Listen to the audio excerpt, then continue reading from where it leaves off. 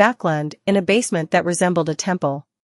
Mr. A, dressed in a hooded black robe, motionlessly quietly knelt in front of a figurine of the hanged giant for an extended period of time.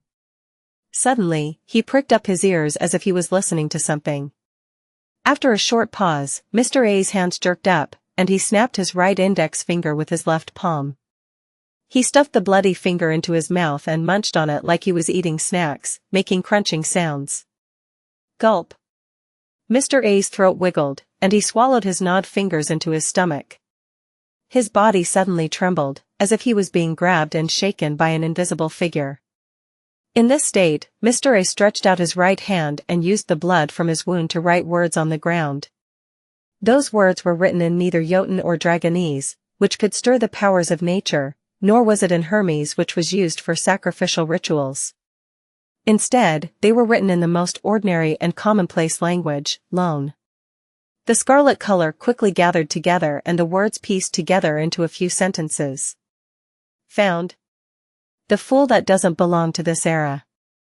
The mysterious ruler above the gray fog. The king of yellow and black who wields good luck. Adorers and devotees in Backland. After the end of the Divine Epiphany, Mr. A stopped trembling, and a new finger grew out of his squirming wound.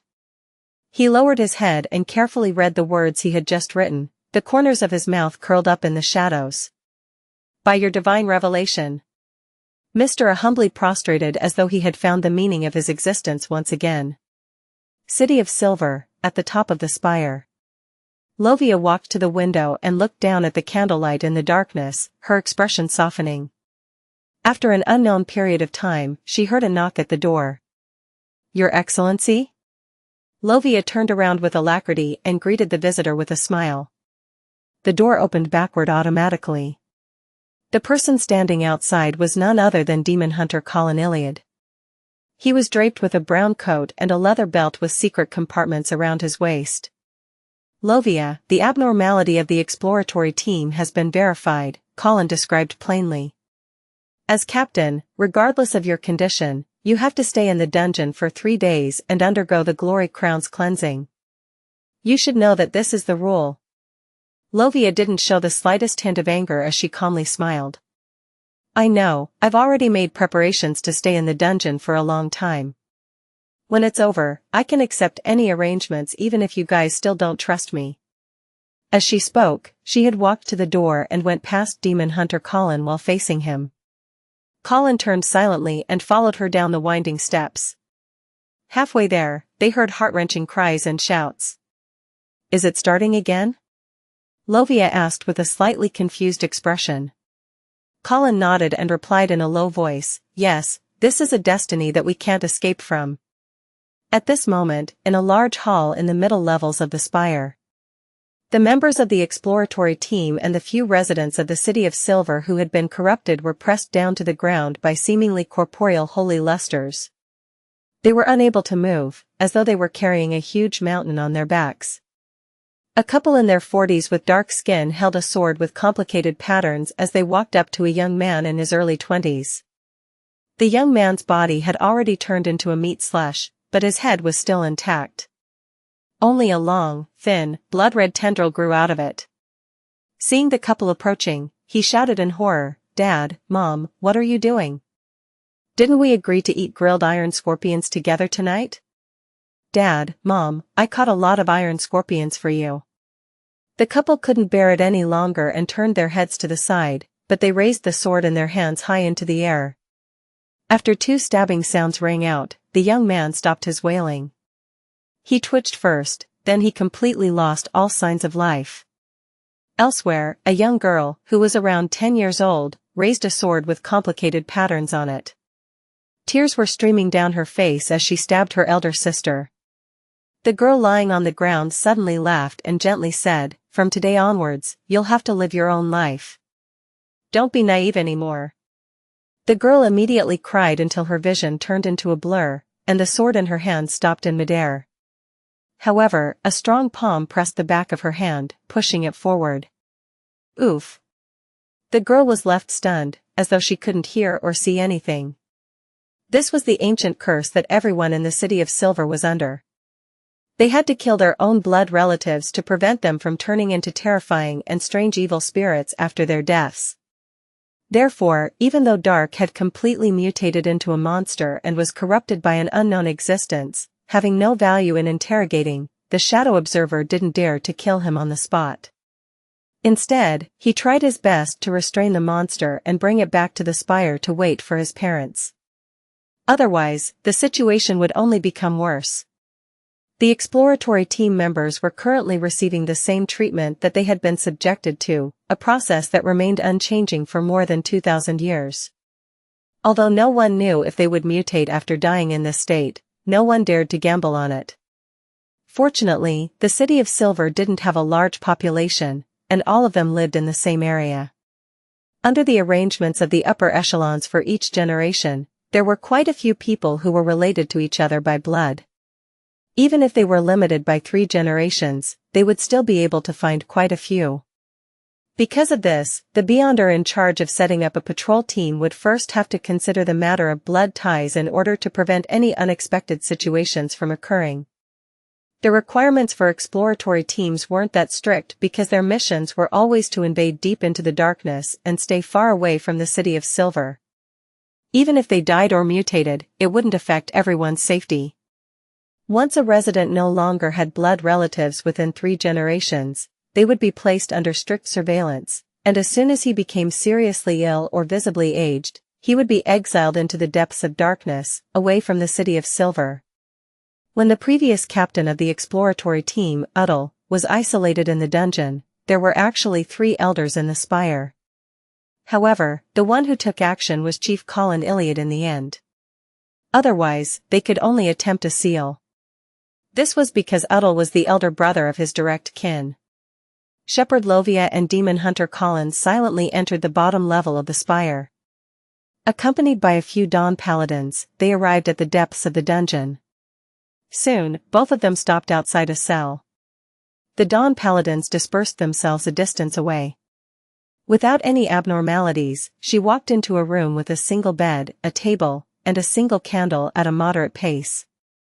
Before the metal door closed, she turned around and looked at Demon Hunter Colin with her pale gray eyes. "Your Excellency, you once told me that when residents of the City of Silver leave this place and die in the depths of the darkness, they won't immediately turn into evil spirits. A few days have to pass. Therefore, the other members of the exploratory team have plenty of time to pull open a distance from them." Colin nodded and expressed his agreement. Lovia closed her eyes, revealing a sad smile. "In an exploration 2 months ago, a team member died in front of me. I pretended to be separated from the rest of the team. I waited there for 5 days, but he didn't turn into an evil spirit." Demon Hunter. Colin looked at her in silence, not saying anything until the metal door closed with a clang, and the seal took shape. In the ancient palace above the fog. After waiting for a while, Klein was finally relieved when he saw that there were no changes to the crimson star which symbolized Little Sun. He should have succeeded. He rubbed his temples, wrapped his spirituality around his body, and descended back to the real world. As soon as he felt the presence of his body, Klein experienced the bitter cold. He sneezed, then he quickly removed the wall of spirituality and crawled back into bed. Sadly, his bed was already ice cold. "Fortunately, my body receives a certain degree of protection after entering the gray fog, otherwise, I would probably catch a cold tomorrow." Klein wrapped himself tightly with his blanket and sighed. The current state he was in reminded him of a joke he had heard in his previous life. Warmth is basically gained by vibration. Before his bed warmed up again, he could only let his mind wander as he thought about all sorts of matters. "Yes, there are no pressing matters for me recently. The magician's rules have been concluded. Even if I don't challenge the impossible and only engage in acting normally, I should be able to digest the potions around New Year's. My next task is to collect the Beyonder ingredients for the Faceless Potion and save up the necessary funds. But that's not something I can rush." The taut strings in Klein's mind gradually softened, and he suddenly had the thought of resting for 2 to 3 days. As the bed warmed, he fell asleep without realizing it. When he woke up, he heard the church bells ringing 8 times. Klein stretched out his arm, felt the cold, and silently withdrew it. It seems to have turned colder again today. Since there's nothing pertinent to do, it seems I can just continue sleeping in. Relaxed, he closed his eyes again. But after a while, he heard his stomach growling and felt the bulge in his lower abdomen. Life is full of hard choices, Klein mumbled. After 10 minutes or so of struggling between the two feelings, he finally gave up, got up, and rushed to the bathroom next door. After changing his clothes and washing up, he went down to the first floor and took out some ingredients to cook Phanepotter noodles. This time, he didn't intend to use the meat sauce that he bought, but instead, he wanted to try the meat paste he had made 2 days ago. This was the meat paste he had carefully chosen from the ingredients based on his memories. Although there were ultimately differences in the ingredients between the two worlds, preventing him from fully replicating the authentic taste, Klein still found it pretty good after sampling it. It wasn't long before he had a bowl of Phanepotter noodles with condiments and meat paste. He found it a really wonderful morning. Keeping in with the tradition of this world, he browsed through the newspapers as he ate, and he checked if Eye of Wisdom had placed an advertisement first. Based on his late-night thoughts from yesterday, Klein decided to have some fun today, so he considered whether he should go to a concert, an opera, or a play. The tickets to many of the music halls in the West Borough, Hillston Borough, and Sherwood Borough are at least 6 solely, and if it's a famous musician, then they would even be on the order of pounds. Music halls specially catered to common folk range from 6 to 9 pence. Those that are open to the poor with money to spare in East Borough only need 1 pence. Klein flipped through the relevant materials to select his choice of entertainment for the day. At that moment, he heard the doorbell ring. Ding dong. Who is it? Klein jerked his head up to look at the door. He felt as if he were suffering from an illness. The fear of hearing the doorbell ring was identical to the symptoms he had experienced on Earth, being afraid of his cell phone's ringing. Putting down the newspaper and magazine, he looked at the empty plate which had been cleaned even of its seasonings, then he stood up, and he walked to the door. Before he got a hold of the handle, he already knew that it was Dr. Aaron outside. Don't you need to work? Klein mumbled as he opened the door. Good morning, Aaron. The fog is gray today. He smiled. Aaron was still wearing his cold expression, but there was an additional sense of anxiety and fear written on his face. He nudged his gold-rimmed spectacles and, without bothering to greet him, bluntly said, Sherlock, I had another dream. I dreamed of Wuxia again. Ah? Klein almost froze. That's not right? The real paper crane is with me, above the gray fog, while the one I folded is with the nighthawks. You're still able to dream of Wuxia with a paper crane which was poorly folded by a nighthawk? That's not scientific, no, that's not mystic. Klein became serious and asked, the same dream? No, it's not that scary this time. Aaron became a little calmer. I dreamed about the grim cemetery. You know of it, right? Yes, Klein answered simply. Back then, he had caught a group of students and a mysticism enthusiast who was a complete beginner, Kapusky, engaging in a spiritual dance outside Grim Cemetery.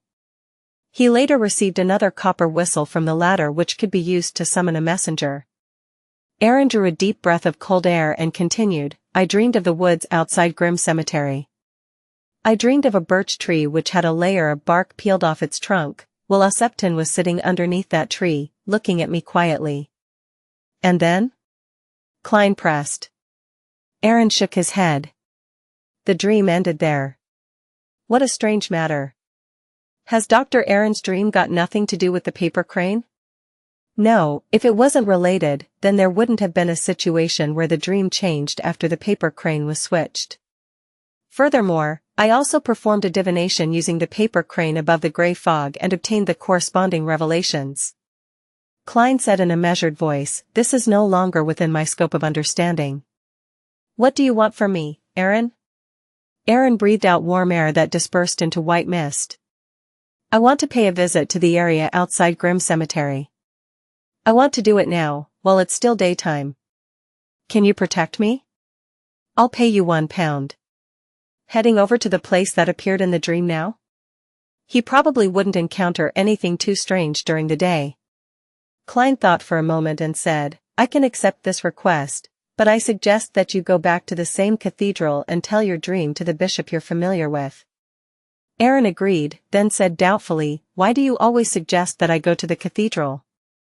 I know, you've explained it before, in a very logical way, that if mystical powers exist in this world, then the churches, which have been leading humanity, must be the ones with the strongest mystical powers, and if there are none, then at least we can go to the church to get psychological comfort and corresponding connections.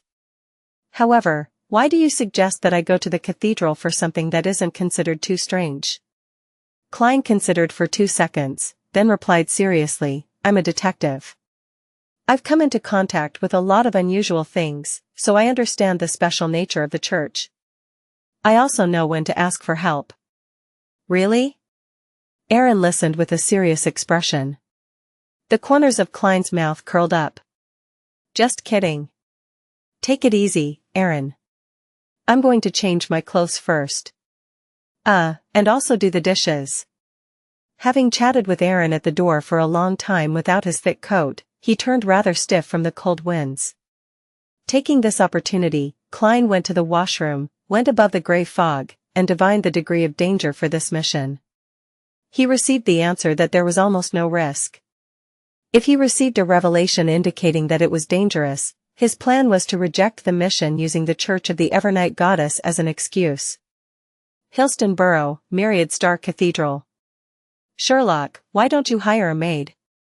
As a great detective, you can afford to have several servants, Aaron asked, as he led Klein to the Church of the Evernight Goddess's largest cathedral in Hillstonborough. This was something that he had wanted to ask while in the carriage, but he had never found the opportunity to change the subject. Klein sighed, and said heavily, Aaron, let me tell you a story.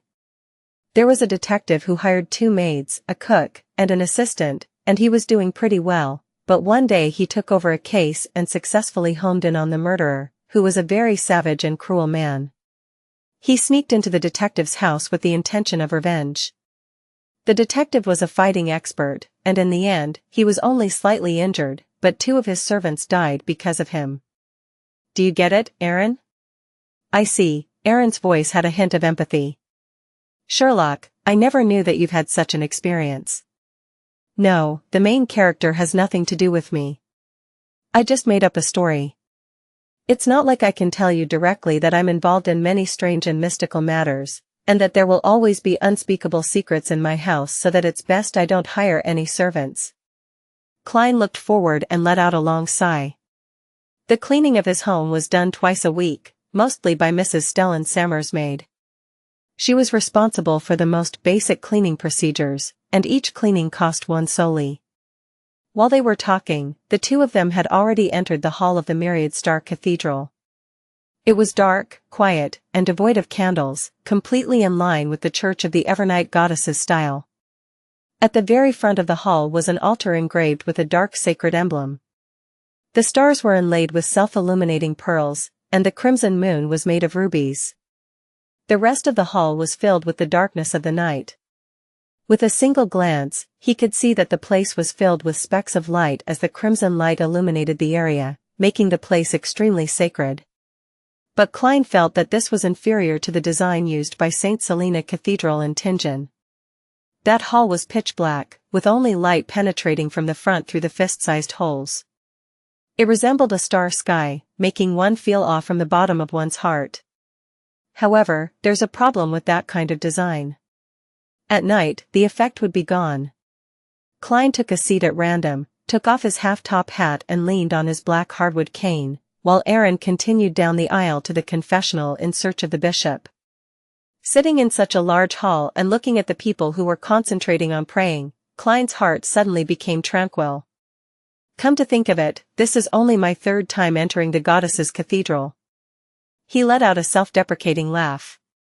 Inside the Cathedral of Serenity at Winter County, Leonard Mitchell put on his black windbreaker and red gloves and entered the room of the high-ranking deacon, Christet Casimir. Congratulations, you have officially become a red glove. May the goddess bless you. Casimir drew a crimson moon on his chest. He still had his mouth covered with his high collar. Praise the lady. The honor is mine. Leonard raised his right hand and gestured 4 points in a clockwise fashion. Casimir didn't say anything else and went straight to the point. According to your request, I placed you in Soist's team.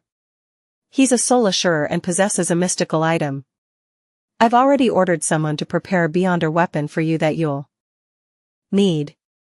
Your team will be in charge of a devil summoning case, and you'll take into consideration certain clues to perform the search. For example, cases that have happened consecutively in Backland and matters related to a tarot ritual. Yes, Reverend Casimir. Leonard held no objections towards the mission. This will be the beginning of my revenge, he silently said to himself. West Borough, in the periphery of Grimm Cemetery. Klein accompanied Dr. Aaron as they took quite a while to walk around the nearby woods, coughing from time to time as a result of the falling grayish-white dust. Maybe there isn't a tree like that. Dreams can't fully reflect reality. Towards the end of the search, even Aaron was feeling a little uncertain himself. Fortunately, I'm good at finding things. Klein pointed with his cane and said, let's take a look over there and make it our final effort. All right. Aaron gasped for a breath of air. After a short walk, Aaron suddenly stopped and said, while pointing diagonally ahead, over there, over there. About a dozen meters away, a birch tree with a strip of bark around its trunk stripped off stood there quietly, as if it were waiting for them. It's identical to the one in my dream, Aaron said with conviction. Klein smiled and said with some vigilance, but there's no Wuxia. Aaron got close to the birch tree, frowned for a while, then he suddenly pointed to the side of the tree and said, back then, Wuxia was sitting here, and he was pointing at the mud below him with his finger. Pointing at the mud below him? Klein stood at the side, looking down at the almost unwithered grass. You want to dig it up? Aaron nodded. We've already found this place, so we should confirm what's here. Sherlock, go to the cemetery and borrow 2 shovels. It's better if I stay here. You go to the cemetery, I'm worried something might happen to you, Klein said cautiously. All right. Aaron didn't refuse, and he immediately left the forest. After a while, after offering some money, he returned with 3 shovels and a tombkeeper, and they began to dig. While Klein was digging, he suddenly smelled something familiar. As the soil on the surface parted, the things below were gradually exposed. It was the body of a child that was already greatly rotten. His skin and flesh looked as if they were about to melt, and many bugs crawled in and out of his nose and mouth. Clang! The shovel fell from Aaron's hand and hit a rock. He pointed to the legs of the corpse, his mouth moving frantically, but he was unable to say a word. Klein endured the nausea and looked closely, discovering that the child's left leg was obviously missing its lower half. At the same time, Aaron took 2 steps back and fell to the ground, shouting sharply, Wuxia! Wuxia! It was Wuxia's corpse. 403 The fate of a private detective plus, turn off reset. He's dead? Wuxia is dead? And he seems to have been dead for some time. Could this be fake? Klein looked at the body of the child in surprise and suspicion as many thoughts bubbled in his mind. From what he knew, Wuxia was a special child who could be involved with a sequence one of the monster pathway, Snake of Mercury, in some way. In the divination game he played, a casual doctor, your luck will get worse, was enough to make Aaron suffer from bad luck for an extended period of time. The paper crane he folded allowed Aaron's astral projection to be located in the spirit world and be instilled with artificial revelations. Even above the gray fog, Klein only received an inkling of his location and couldn't come to an effective conclusion. How could such a child die for no reason? He was dead before Dr. Aaron's dreams? What about his family? Klein narrowed his eyes, and despite his intense nausea, he carefully examined the highly rotten body. He noticed some torn tarot cards in the surrounding soil. His spiritual intuition told him that the corpse in front of him was most likely Wuxia. It's really shocking and difficult to understand. I should go above the gray fog later and confirm if it's a fake death from Wuxia. Wait, what does this have to do with me? I had already decided not to get involved in this matter any further, in case I get entangled by some snake of mercury. This might be even more terrifying than sealed artifact 0-08. Klein snapped out of his daze and said to the terrified tombkeeper and Dr. Aaron, who was on the verge of a mental breakdown. "Call the police." "Okay. Okay." The tombkeeper was taken aback at first before he repeated his reply. With the shovel in hand, he turned and ran out of the woods, at a speed that was so fast that it appeared as though he was being chased by a zombie. As expected, he's just an ordinary person and isn't cautious at all. In this kind of situation, shouldn't he be wary of the people around him who might have malicious intent? By exposing your back, it would be easy for you to be hit by a shovel. Klein glanced at the back of the tombkeeper and shook his head with a sigh. When he was a Nighthawk in Tingen, he had read a lot of case files and found out that many of the victims had ended up becoming victims of their companions. Thinking of this, Klein walked to Dr. Aaron, bent down, and stretched out his hand. "There's nothing to be afraid of. He's already dead. It's the death that scares me." Aaron calmed down a bit, and without accepting Klein's help, he got up by himself. His black frock coat was covered with dirt, and Klein felt his heart pain for the clothes for some baffling reason. "I'm the kind of person who can't stand seeing anything valuable get damaged." He inwardly sighed with emotion. Noticing that Aaron was still panicking, Klein laughed and said, "At such times, praying to the deity you believe in has quite a remarkable effect." "Is that so?" Aaron was stunned. He tapped his chest 4 times in a clockwise manner and chanted softly, "The Evernight Goddess is nobler than the stars and more eternal than eternity. Your devout believer prays for your blessing." After repeating this over and over again, he gradually calmed down, no longer feeling as terrified as before. Klein drew a triangular sacred emblem on his chest and silently whispered to himself, "God of steam and machinery, your completely unfaithful believer is begging for your blessings." As he spoke, he couldn't help but laugh at himself, suspecting that he might be smote to death by lightning on the spot. However, lightning and thunder belong to the Lord of Storms, and it isn't in the domain of the God of steam and machinery. Klein thought in a relaxed manner. After about 20 minutes, the two of them found themselves sitting in an interrogation room at a nearby police station. During the testimony, Klein frankly informed the police that he was a private investigator who wasn't too sure of what was happening. As for Dr. Aaron, he described his dream in detail as the reason for digging to find the body. Klein could tell that the police didn't believe him at all, but after they had gone out for a while, they immediately changed their attitudes, saying that there was nothing suspicious about Dr. Aaron and Detective Moriarty. All they had to do was sign their statements and leave. Aaron was surprised, but Klein wasn't surprised. It was obvious that the Nighthawks had been involved. The advantage of having the doctor head to the Myriad Star Cathedral in advance was demonstrated. Before leaving the police station, Klein wasn't surprised to see a familiar figure. It was the Nighthawk who had entered his dream earlier. The man on duty, who was probably a captain, was still wearing a gray windbreaker and was obviously more resistant to the cold than Klein. His blue eyes swept past Klein's face without any signs of abnormality, pretending to be an ordinary senior inspector.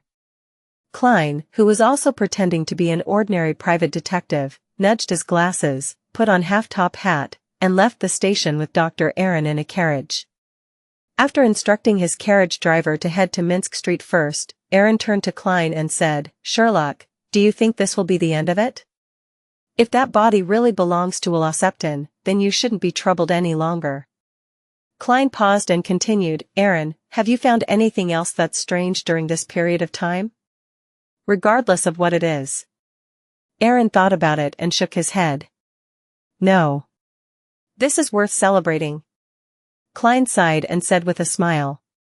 To him, this was the best way things could end with Wuxia's matter. Although the paper crane Klein had folded above the gray fog wouldn't reveal anything, and there would be no problems with any divination afterward, he was still a little worried that some Nighthawk would suddenly think of something and use it to find some clues. And now, with the death of Wuxia, the case might soon reach a dead end, put in the archives, and temporarily declared a closed case. No one would pay any more attention to it without any new developments. Aaron relaxed and asked suspiciously, frankly, I don't think my statement was very convincing. Why did the cops choose to believe it in the end? I don't know either. Klein feigned puzzlement and said, I thought I'd have to get my lawyer to take me home again. No, bail me out. Aaron smirked and said, Sherlock, you seem to have a lot of experience in being sent to the police station? Klein laughed and replied in a deep voice, it's the fate of every private detective. Just as Klein and Aaron were being taken to the police station near Grimm Cemetery, Furs Wall was wearing a long black dress and a black bonnet with a fine mesh hanging down. She entered the silent cemetery and found the grave of Mrs. Elisa. She and Zio had gone to Empress Borough an hour ago to visit Viscount Glaint, and they had successfully gotten a verbal agreement for borrowing £400 without any interest. Viscount Glaint's only request was that the two Beyonders accompany him to the gathering Mr. A would convene tonight to ensure his safety. He was anxious to procure a royal jellyfish's venom crystal so that he could complete the concoction of the apothecary potion. Audrey had found the horn of an adult flying unicorn in the family treasury, and she had taken one out in the name of doing a biological experiment, effectively offsetting part of her debt. She also put forward an additional condition for Viscount Glaint to get the help of Duke Negan's children to confirm if the dragon specimens in the treasury had a thousand-faced hunter and whether there were still light dots flashing inside. When the loan was settled, Furs was in no hurry to pray to Mr. Fool to close the deal as quickly as possible, because it would make Zio intuitively turn suspicious if things developed too quickly. Taking advantage of her free time, she changed her clothes and rented a horse carriage to get to Grimm Cemetery, which was located on the outskirts of West Borough. Knowing the law of Beyonder characteristics conservation and indestructibility, Furs realized that the main ingredient that turned her into an apprentice was the Beyonder characteristic left behind by Mrs. Elisa. In a way, she had inherited her powers. Therefore, she couldn't help but pay a visit and put a bouquet of flowers in front of Mrs. Elisa's grave and thank her. It was early winter, and most of the flowers had long since withered, but Furs still bought a handful of plain flowers. These flowers were grown in a greenhouse and were quite expensive. Thank you, Emperor Roselle, for your invention, Furs said inwardly in a most sincere manner. As far as she knew, most of the flowers that the nobles used for their winter banquets came from greenhouses, while a tiny portion was delivered directly from the warm south by airships. This was more than the average middle-class worker could bear. Standing in front of the black tombstone, Furs took a deep look at the photograph of Mrs. Elisa before bending down to lay down the flowers and whispered, "Thank you." She immediately straightened up, closed her eyes, and quietly recalled the past. At this moment, she heard a slightly aged voice. "You really are a good and kind-hearted lady." Furs opened her eyes and turned her head, realizing that Mr. Lawrence, from the Abraham family, had also appeared there at some point. He was also holding a bouquet of plain but elegant flowers in his hand. "No, this is not goodness, nor is it kindness. Mrs. Elisa once gave me, a person who had lost her mother, an unforgettable period of warmth," Furs said sincerely. Her eyes were suddenly moist. Lawrence, who only had wrinkles at the corners of his eyes, put down the flowers and sighed. "This shows that you value relationships." After chatting for a while, when Furs was about to leave, Lawrence, who was waving her goodbye, suddenly began to cough violently. Cough. Cough. Cough. He coughed until his legs buckled and fell to the ground. It seemed as if he would die at any moment from suffocation. As a doctor who had graduated from an accredited school, Furs didn't hesitate to turn around, crouch down, and begin performing first aid. After a while, Lawrence's condition finally stabilized. He wiped the saliva from the corner of his mouth and smiled at Furs. "Lady, can you take me back to the hotel?" "No problem." Furs helped him to his feet. Lawrence looked ahead, his eyes a little out of focus. He coughed lightly, and he said with a sad and self-deprecating laugh, "My life might be coming to an end."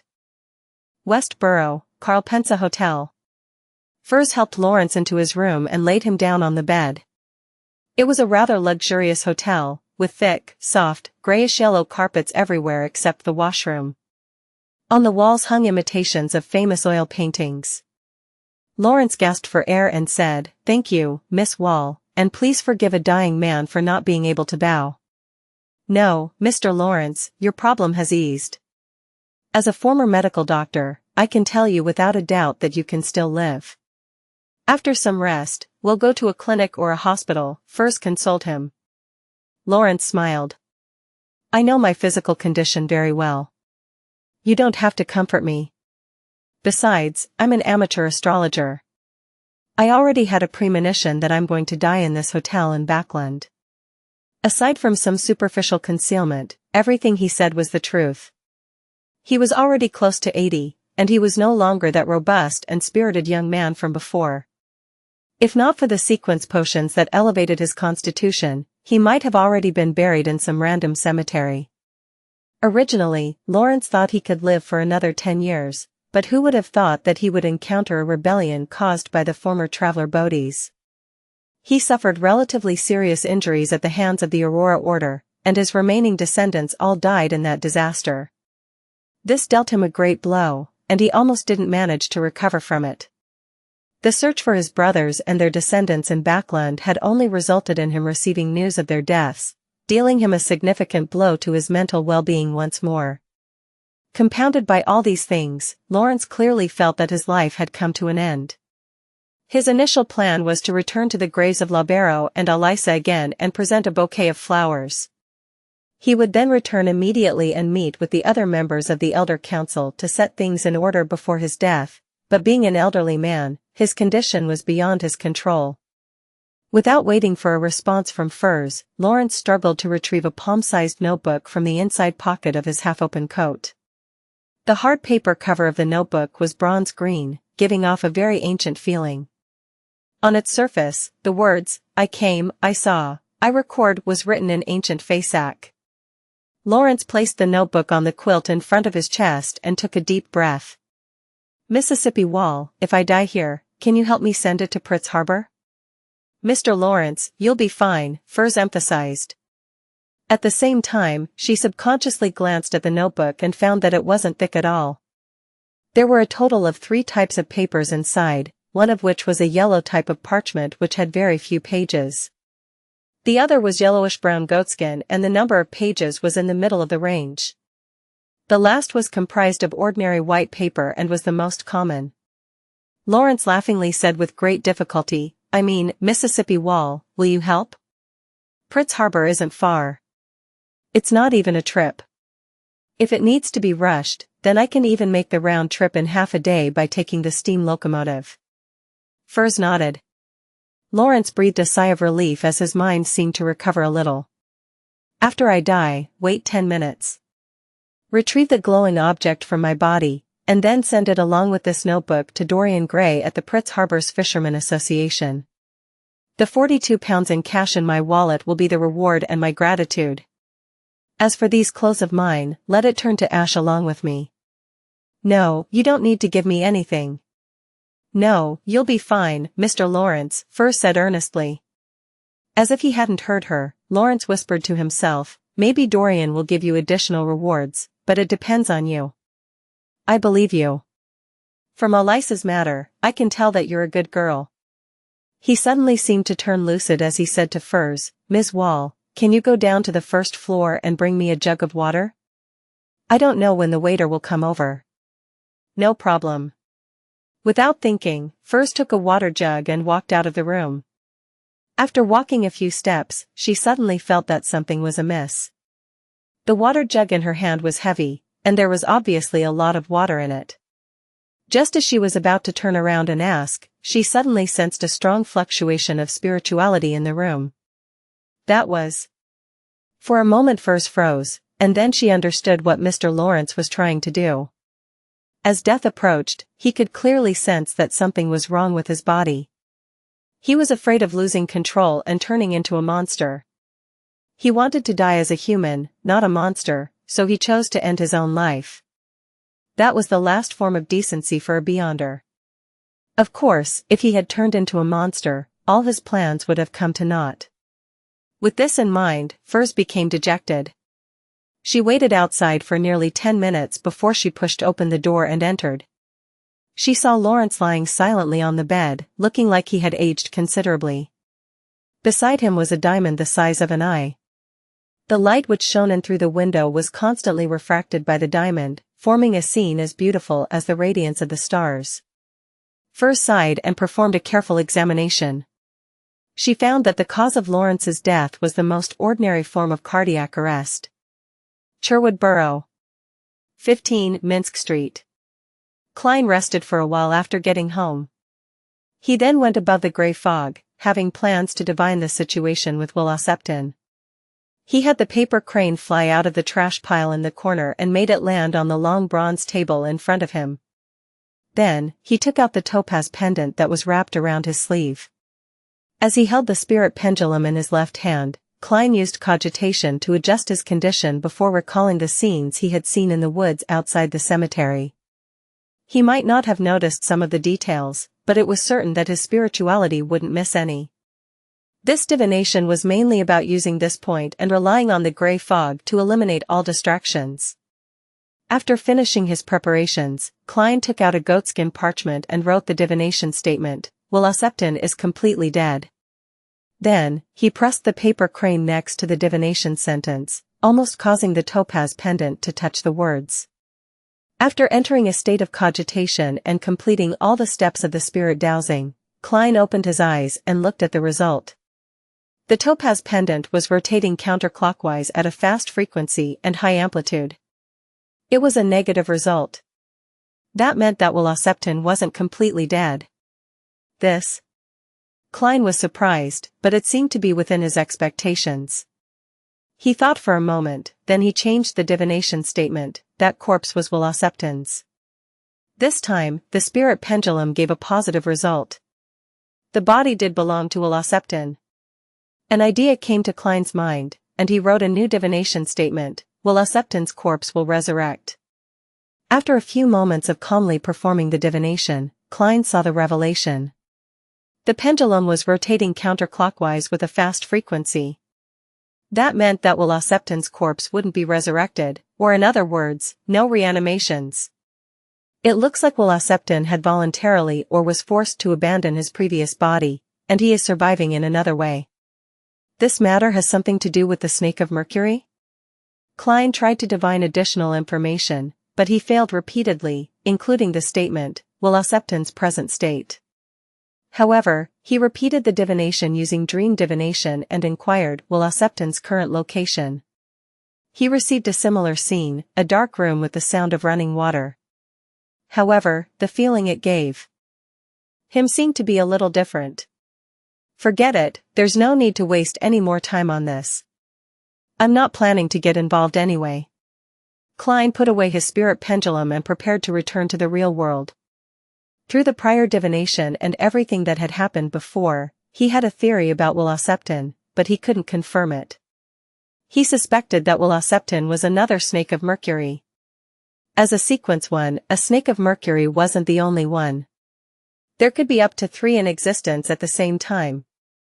The Snake of Fate, who wielded destiny naturally, could locate Aaron's astral projection through the paper crane and show him a false revelation. Without a doubt, it also had the ability to change a person's fate. For some reason, Wuxia had become weak and was under the threat of the second Snake of Mercury. Everything he did was to escape his counterpart. As for the reason for their conflict, the answer was simple. Without a sequence 0, there could be 3 sequence 1s at the same time, but once there was a sequence 0, there would be no sequence 1s. Regarding this sentence, the formula of the Dark Emperor potion clearly stated the truth. One of the main ingredients of the recipe was 2 beyonder characteristics of a Prince of Disorder. Prince of Disorder was sequence 1 of the Dark Emperor pathway. As a sequence 1, if one wanted to advance to sequence 0, then one had to obtain all the beyonder characteristics of the other 2 sequence 1s of the same pathway. With this guess in mind, Klein was increasingly afraid of getting involved with Wuxia's case.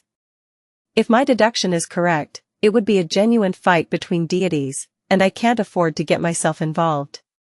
Klein's spirituality descended, and he disappeared from the ancient palace above the grey fog. In Empress Burrow, in an inconspicuous house, the Beyonder gathering organized by Mr. A proceeded as scheduled. Furs and Zio had changed their clothes, and they accompanied Viscount Glaint, who was wearing an iron-black mask, into the hall. They randomly chose a seat and sat down. Viscount Glaint wrote down his needs to the attendants before the gathering officially began. He also prayed to the goddess that there would be a response later. As usual, Furs maintained her usual languidness and, in a rare instance, covered herself with a hood, concealing her face with the shadows. She was thinking about the situation with Mr. Lawrence. She knew very clearly what that diamond the size of an eye was. It was a Beyonder characteristic left behind by him. However, for the time being, she was unable to confirm what sequence it belonged to. Furs had casually flipped through the notebook, only to find that many of the pages were still blank. The written content was filled with all sorts of strange, odd, and mysterious symbols and magic labels, exceeding whatever she knew. What it is isn't important. What's important is that I keep my promise. Furs warned herself. At this moment, Mr. A, who was seated on a single sofa and was wearing an exaggerated hood, said hoarsely, "I have a mission. Help me find people who believe in the so-called fool." Ah? Furs instantly snapped back to her senses. The fool? The Beyonders who attended Mr. A's gathering either ruminated over the phrase or conversed with their companions to discuss whether they had ever met anyone who had a similar faith. When did such a cult appear? Someone asked in a low voice. At this point, Mr. A made the attendant beside him hold up a blackboard with a few lines of words written in the lone language. The fool that doesn't belong to this era. The mysterious ruler above the gray fog. The king of yellow and black who wields good luck. As the attendees examined the blackboard, Mr. A said in a hoarse and jarring voice, "Do not use Hermes to read what's written here. Even more so for Jotun, Elvish, Dragonese, and ancient Hermes. You shouldn't even write the corresponding descriptions, otherwise, there is a high probability that something terrible will happen. Help me find believers in the fool." Of course, they might also be followers of the mysterious ruler above the gray fog or the king of yellow and black who wields good luck. As long as there's a clue, inform me immediately. The reward I'll provide will be so handsome that it will far exceed your imagination. This description. It sounds like an incredible existence. I've only seen similar descriptions in the ancient texts of the seven gods, a gathering member exclaimed. His companion shook his head and said, "The beings which many cults believe in have similar descriptions." Is it really a cult? The other gathering members were stunned when they heard their discussion. Likely. Typically, when we summon a creature from the spirit world, we might have 3 lines describing it, but one of the lines would be about the blessed one of someone or that who belongs to. It wouldn't be in this format. A gathering member who was well-versed in mysticism gave an explanation. As they vehemently conversed, Furs was nearly dumbfounded. Isn't that the honorific name of Mr. Fool? Even though it's described in the lone language, I'm sure of it. Why would Mr. A want to find the believers of Mr. Fool? Is the Aurora Order behind this? Furs's mind was in a mess. She knew that Mr. A was a member of the Aurora Order because of a particular terrorist organization had announced its responsibility in the assassination of Entrus Ambassador Bakerland. After a brief moment of astonishment, Furs subconsciously began to examine herself, afraid that someone would discover that she was already a member of the Tarot Club and that, in some sense, she was an adorer of the Fool. I just recited the honorific name of the Fool according to the ancient Hermes on that piece of paper and was pulled above the gray fog. No one knows about this, and I don't have to be afraid of being investigated. But there's a link to that piece of paper with Mr. Fool's honorific name written on it. It was hidden in a book we borrowed from the Viscount Glaint. Thoughts rapidly flashed through Furs's mind. The Fool that doesn't belong to this era.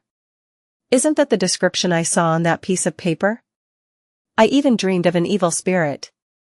At the same time, Zio remembered the incident that had frightened her, but her long experience as a bounty hunter had kept her from revealing anything unusual. And then, as she recalled, she thought about the origin of the piece of paper. It was hidden in the bookcase of history of the Lone Kingdom's aristocracy. That book was borrowed from Viscount Glaint's study. Suddenly, a name flashed in both Furz's and Zio's minds at the same time: Viscount Glaint.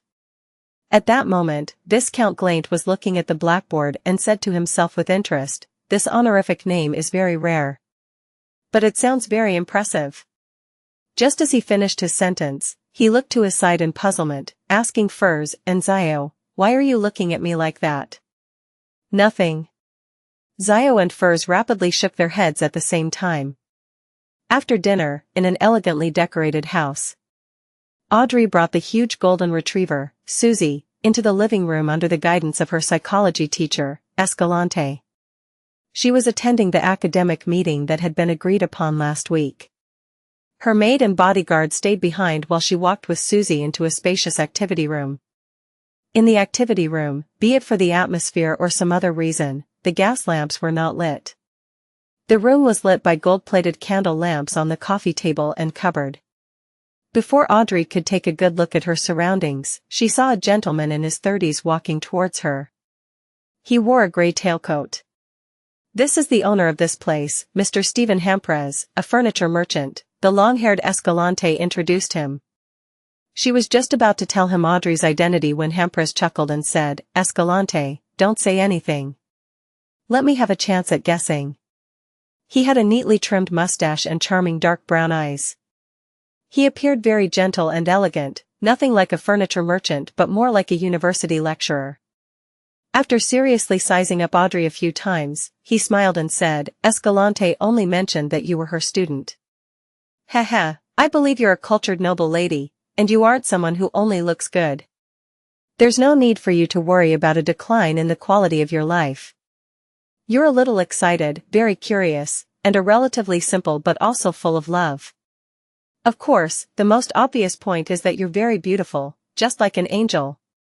He made a final joke, pressed his hand to his chest, bowed, and said, "Welcome, the beautiful Miss Angel. You're right, as expected of a member of the psychology alchemists. However, what you managed to observe was the me from a few months ago. It's all a facade I put on for myself." Audrey opened her mouth in surprise and astonishment. "Did you know me before, Mr. Hamprez?" She didn't let her shocked expression linger too long on her face, because such emotions were meant to be instantaneous and wouldn't last too long. If anyone were to be surprised for several seconds, then it meant that their performance was most likely an act. Audrey didn't notice this at first, but after watching others act all this time, she naturally came up with a lot of rules. "No, I still don't know you. This is just the basics of being a psychology enthusiast." Hamprez chuckled. Before he could finish his sentence, Audrey had already completed her observations and made a corresponding judgment based on her surroundings. His attire and the furnishings of his house all indicate that he's a person who cares deeply about how people view him. The sapphire on the ring of his left hand doesn't look small, but its actual quality is very ordinary. There are no symbols or magic labels on it. His finances aren't as good as he presents them to be. He's vain. Even though he was very enthusiastic just now, the way he stands there, the direction in which his feet point, and the changes in his emotional colors all indicate that he still has many concerns and is on his guard. He sincerely commended me on my looks, but it wasn't in the way a man would look at a woman. There are signs of him using facial products, and his eyebrows are definitely drawn. His skills are inferior to my makeup maidservant, Solia, but they're better than mine. The cologne he uses is confusion, something that I've only seen women use before. Yes, he probably likes men, and the role he plays is the weaker one in the relationship." At the same time, Audrey expressed her longing skillfully. "I'd love to have your observational powers, Mr. Hamprez." As she spoke, she maintained a faint smile while being introduced to the other 7 or 8 people in the activity room under Hamprez's and Escalante's lead. The lovers of both mysticism and psychology were either descendants of fallen aristocrats, associate professors at universities, or the children of the rich. For example, the father of a young man was the owner of Philip's department store, the most famous department store in Backland. In the exchange that followed, Audrey basically only listened. The only time she spoke was by asking questions, fully expressing her curiosity and yearning. In this academic discussion, Escalante and Helpless deliberately mentioned the body of heart and mind, as well as the spirit world and the collective subconscious. They also shared some relatively unique points of view, allowing Audrey to gradually understand some of the questions she had accumulated all this time. When the discussion ended and they were out of the house, Audrey glanced at Escalante beside her and asked, with a little naivety, "Ms. Escalante, when will I be as good in psychology as Mr. Helpless?" Escalante curled the corners of her lips and slightly tilted her head as she looked at her. "Very soon." At night, Klein, who was about to get into bed, once again appeared above the gray fog. Despite being a little sleepy, he was jolted awake by the news Miss Magician had reported. "The Aurora Order knows of the Fool? They know of my honorific name? The true creator has locked onto me?" Klein abruptly sat up straight, as though he was about to face an attack. He quickly rejected the final theory. If the true creator had indeed locked onto him, Mr. A would have long visited him on the pretext of collecting a copper penny for the gas meter. Perhaps even a saint might appear. That is to say, only the Fool and his corresponding honorific name are known, and the clues point to Backlund. Who leaked the news? Klein frowned as he carefully thought about it. Soon, he discovered a possibility. Little Son has recently chanted my honorific name, and it happened when he was interacting with a member of the exploratory team who was corrupted by the true creator. He held a sacrificial ritual, and there were likely symbols corresponding to the Fool at the scene. The ancient palace above the gray fog appeared. So, the true creator sensed the existence of the Fool and confirmed that I was the one who had been sacrilegious, no, harassing, no that's not right either, spying on him. Also, Little Son used the all-black eye at that time, which contains the mental corruption of the true creator. Through that, he has confirmed that my adorers and believers are in Backlund? I can't take the all-black eye out in the future. Having roughly understood the problem, Klein was left with another problem. Mr. A announced the bounty for Mr. Fool's believers at a not-so-private, relatively open Beyonder gathering. Is he just dumb, or is he deliberately fishing? Sigh, the Aurora Order members are all bigoted lunatics. Their brains are mostly damaged, so it's impossible to deduce their real intentions. This is as the saying goes, as long as I'm crazy, you won't be able to guess what I'm thinking. Above the gray fog, the magnificent palace stood silently. Klein drummed his fingers rhythmically on the edge of the long bronze table, concentrating on what he could do in the face of the threat of the Aurora Order and Mr. A. While having a hard time figuring out the other party's intentions, he instinctively came up with an idea. Report Mr. A. Report illegal gatherings. Klein could very easily learn of the location where Mr. A held the gathering through Miss Magician, and thus, he would be able to easily report it to the Nighthawks, the mandated Punisher, or the machinery hivemind in secret. An oracle of the Aurora Order was bound to garner enough attention. When that happens, Mr. A's safety would probably be at risk, so he probably wouldn't have the time or effort to track down the believers of the Fool. The problem, however, was that this was bound to implicate a group of innocent Beyonders, and Klein suspected that this was the reason why Mr. A directly offered a reward for the believers of the Fool. Perhaps he had long planned an escape. Once someone reports him, he would be able to confirm without a doubt that the Fool's believers were among the previous gathering members. As for who it was exactly, that wasn't important. Mr. A and the lunatics of the Aurora Order were definitely capable of taking exhaustive measures. And once these Beyonders fell into their hands, many of them would be unable to hide their secrets. The Aurora Order, or the Shepherd Pathway which represented the true creator, are the best at corrupting others. When the ideology of a Beyonder was completely twisted and once they believed in the true creator wholeheartedly, what else could be kept a secret? It's not like there's no other way. It's best not to report it. Klein leaned back in his chair, collected his thoughts, and reorganized the entire matter.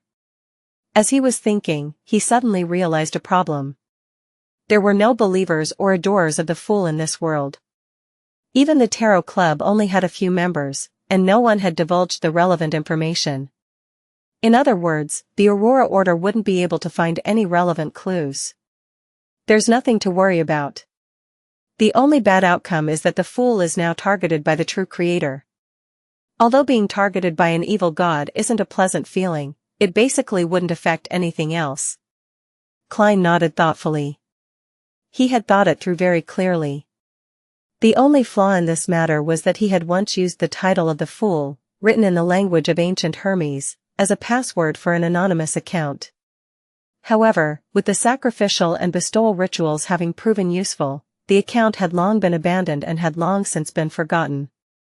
Since the last month and a half, no one had been noticed by Klein for copying the password, so it was possible to deduce the actual situation. As such, bank employees, who had been in contact with the password but apparently do not understand mysticism, wouldn't be able to reveal it to anyone, and Beyonders would at most make requests in the loan language, so even if they find the right person, it's not possible to connect the content described in the loan language with that of the ancient Hermes password. If anyone had copied it down, I would be the first to know and would be able to respond effectively. Besides, even if someone finds the password, it would be difficult to trace it back to Sherlock Moriarty. I use a variety of means every time. Miss Justice is also sufficiently careful when saving money. While wrapping the table, Klein relaxed and said with a chuckle, "You believe that the Fool has many adorers and believers and that this would result in many clues that cannot be hidden?" Wrong, especially wrong. There's only one believer and adorer of the Fool. And that's me. When he said that, he couldn't help but let out a self-deprecating laugh. It doesn't seem like it's something that I should be proud of. I need to be a little careful for the time being. I shouldn't go around using the banner of the Fool. Klein reminded himself and went back to answering Miss Magician's prayers. He adjusted his posture, and said in a low, gentle voice, "Don't worry about it. Don't worry about it." When Furs received the answer, she was surprised but also felt that it was only right.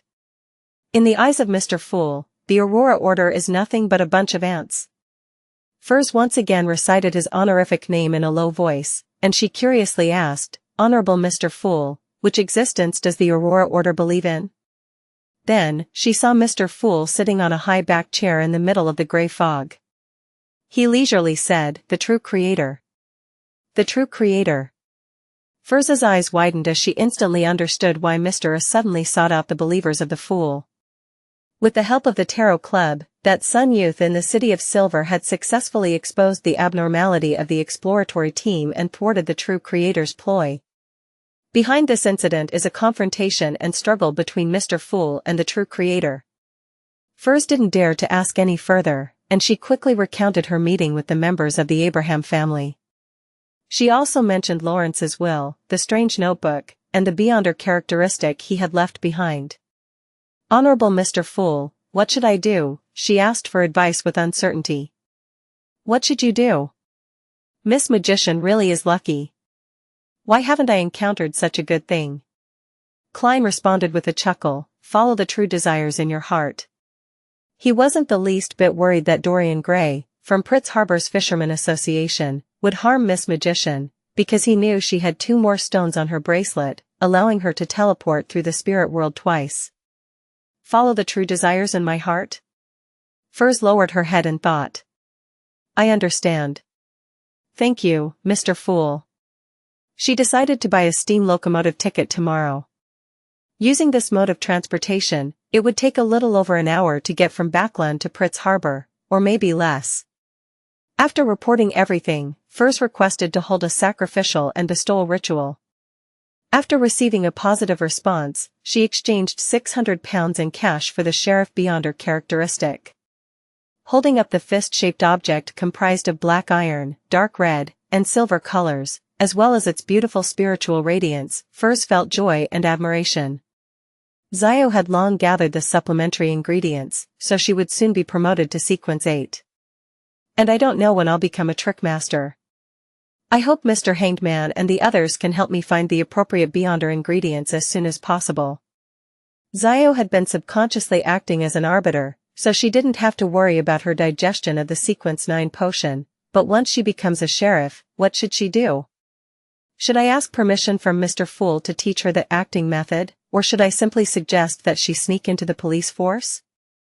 At the end of the long, mottled table, Klein looked at the thick stack of cash in front of him and carefully counted it several times. Through this method, I would have £1,230. I would still be short of £300 to obtain a single sequence 6 Beyonder ingredient.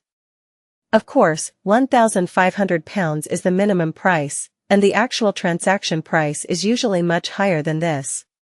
Where else can I get money these days? As soon as the bicycle patent is granted, shall I sell a portion of the shares? Yes, I almost forgot how special the Tarot Club is. The werewolf Beyonder characteristic cannot be sold in Backland for now, so as to avoid being discovered by high-sequence Beyonders from the Rose School of Thought. But I can always sell it elsewhere. I'll let the world entrust Mr. Hanged Man to sell it at the Sonia C at the next gathering. I'll offer a corresponding amount of the commission as his reward. After subtracting the costs, the werewolf Beyonder characteristic should give me at least £1,000. It will be more than enough for a single sequence 6 Beyonder ingredient. Klein quickly came up with a plan and decided upon it. He found it a little regrettable that Miss Zio didn't seem to have much money. After she became a sheriff, even if she could quickly digest the potion, it would still take her a long time to buy the interrogator's Beyonder characteristic. And if the Abraham family were to take interest in Miss Magician, his subsequent astrologer potion formula would no longer be marketable. What a pity. Klein sighed and returned to the real world. Wednesday morning. Klein didn't suffer from insomnia due to being targeted by the True Creator and the Aurora Order's pursuit. He slept till daybreak and happily went out to buy a Desi pie for breakfast. There was no doubt that Desi pie required sweet iced tea to match it. As he enjoyed the food and flipped through the newspapers, he discovered the advertisement for the Ernst firm and learned that there would be a Beyonder gathering convened by Eye of Wisdom tomorrow night. This time, I'll be able to request to purchase the relevant Beyonder ingredients. But there's a high chance that it wouldn't be available. Even if there's something, it will be supplementary ingredients like the hair of a deep-sea naga. Klein seriously considered the channels in which he could find the ingredients. He spread out his left hand and counted with his fingers. From the Tarot Club, there are the outlets of Little Sun, Mr. Hanged Man, Miss Justice, and the rest. Beyond that, I have Eye of Wisdom's gathering, Miss Bodyguard and Merrick, but I shouldn't contact them if possible for the time being. Also, yes, I have Vampire Emlyn White. Didn't he mention that he would write to ask some powerful sanguines? That's what social connections can bring about. Coming to this thought, Klein immediately decided to go to the Harvest Church to wait for Emlyn White. Although it was impossible for the Aurora Order to track him down, it still gave him a sense of urgency, making him want to gather the Beyonder ingredients as soon as possible. When he digested his potion, he would quickly advance to sequence 6. 10 in the morning, south of the bridge, Rose Street. In his double-breasted frock coat, Klein took off his half-top hat and strolled into the rather small Harvest Church. At first glance, he saw the giant-like Father Yutravsky and Emlyn White, who was dressed in brown priest robes. The latter was wiping the candle lamps with a numb look on his face, as though he would rather be dead. What a coincidence. Wait, don't tell me he's here for the entire day? He only returns home at night? Klein casually found a seat and sat down. There were less than 5 devotees in the entire cathedral. Emlyn White also saw him and put down the rag. He walked over and sat beside him. The vampire's expression suddenly became lively. He raised his chin and said with a chuckle, "You came here suddenly because you have something you need my help with, right?" Inside the Harvest Church. Klein tilted his head to glance at Emlyn White. Without ruining the serene atmosphere, he deliberately suppressed his voice and laughed, returning with a question. "Are you short on money?" As soon as the words left his mouth, he felt as if he were asking if Emlyn knew about the multi-level marketing company, Amway. Emlyn was first taken aback before he scoffed. "Don't insult a noble sanguine with money." Klein instantly sneered. Looking at the tall and brawny Father Yutravsky in front of him, he said rather casually, "According to what I know, those handmade puppets are not cheap."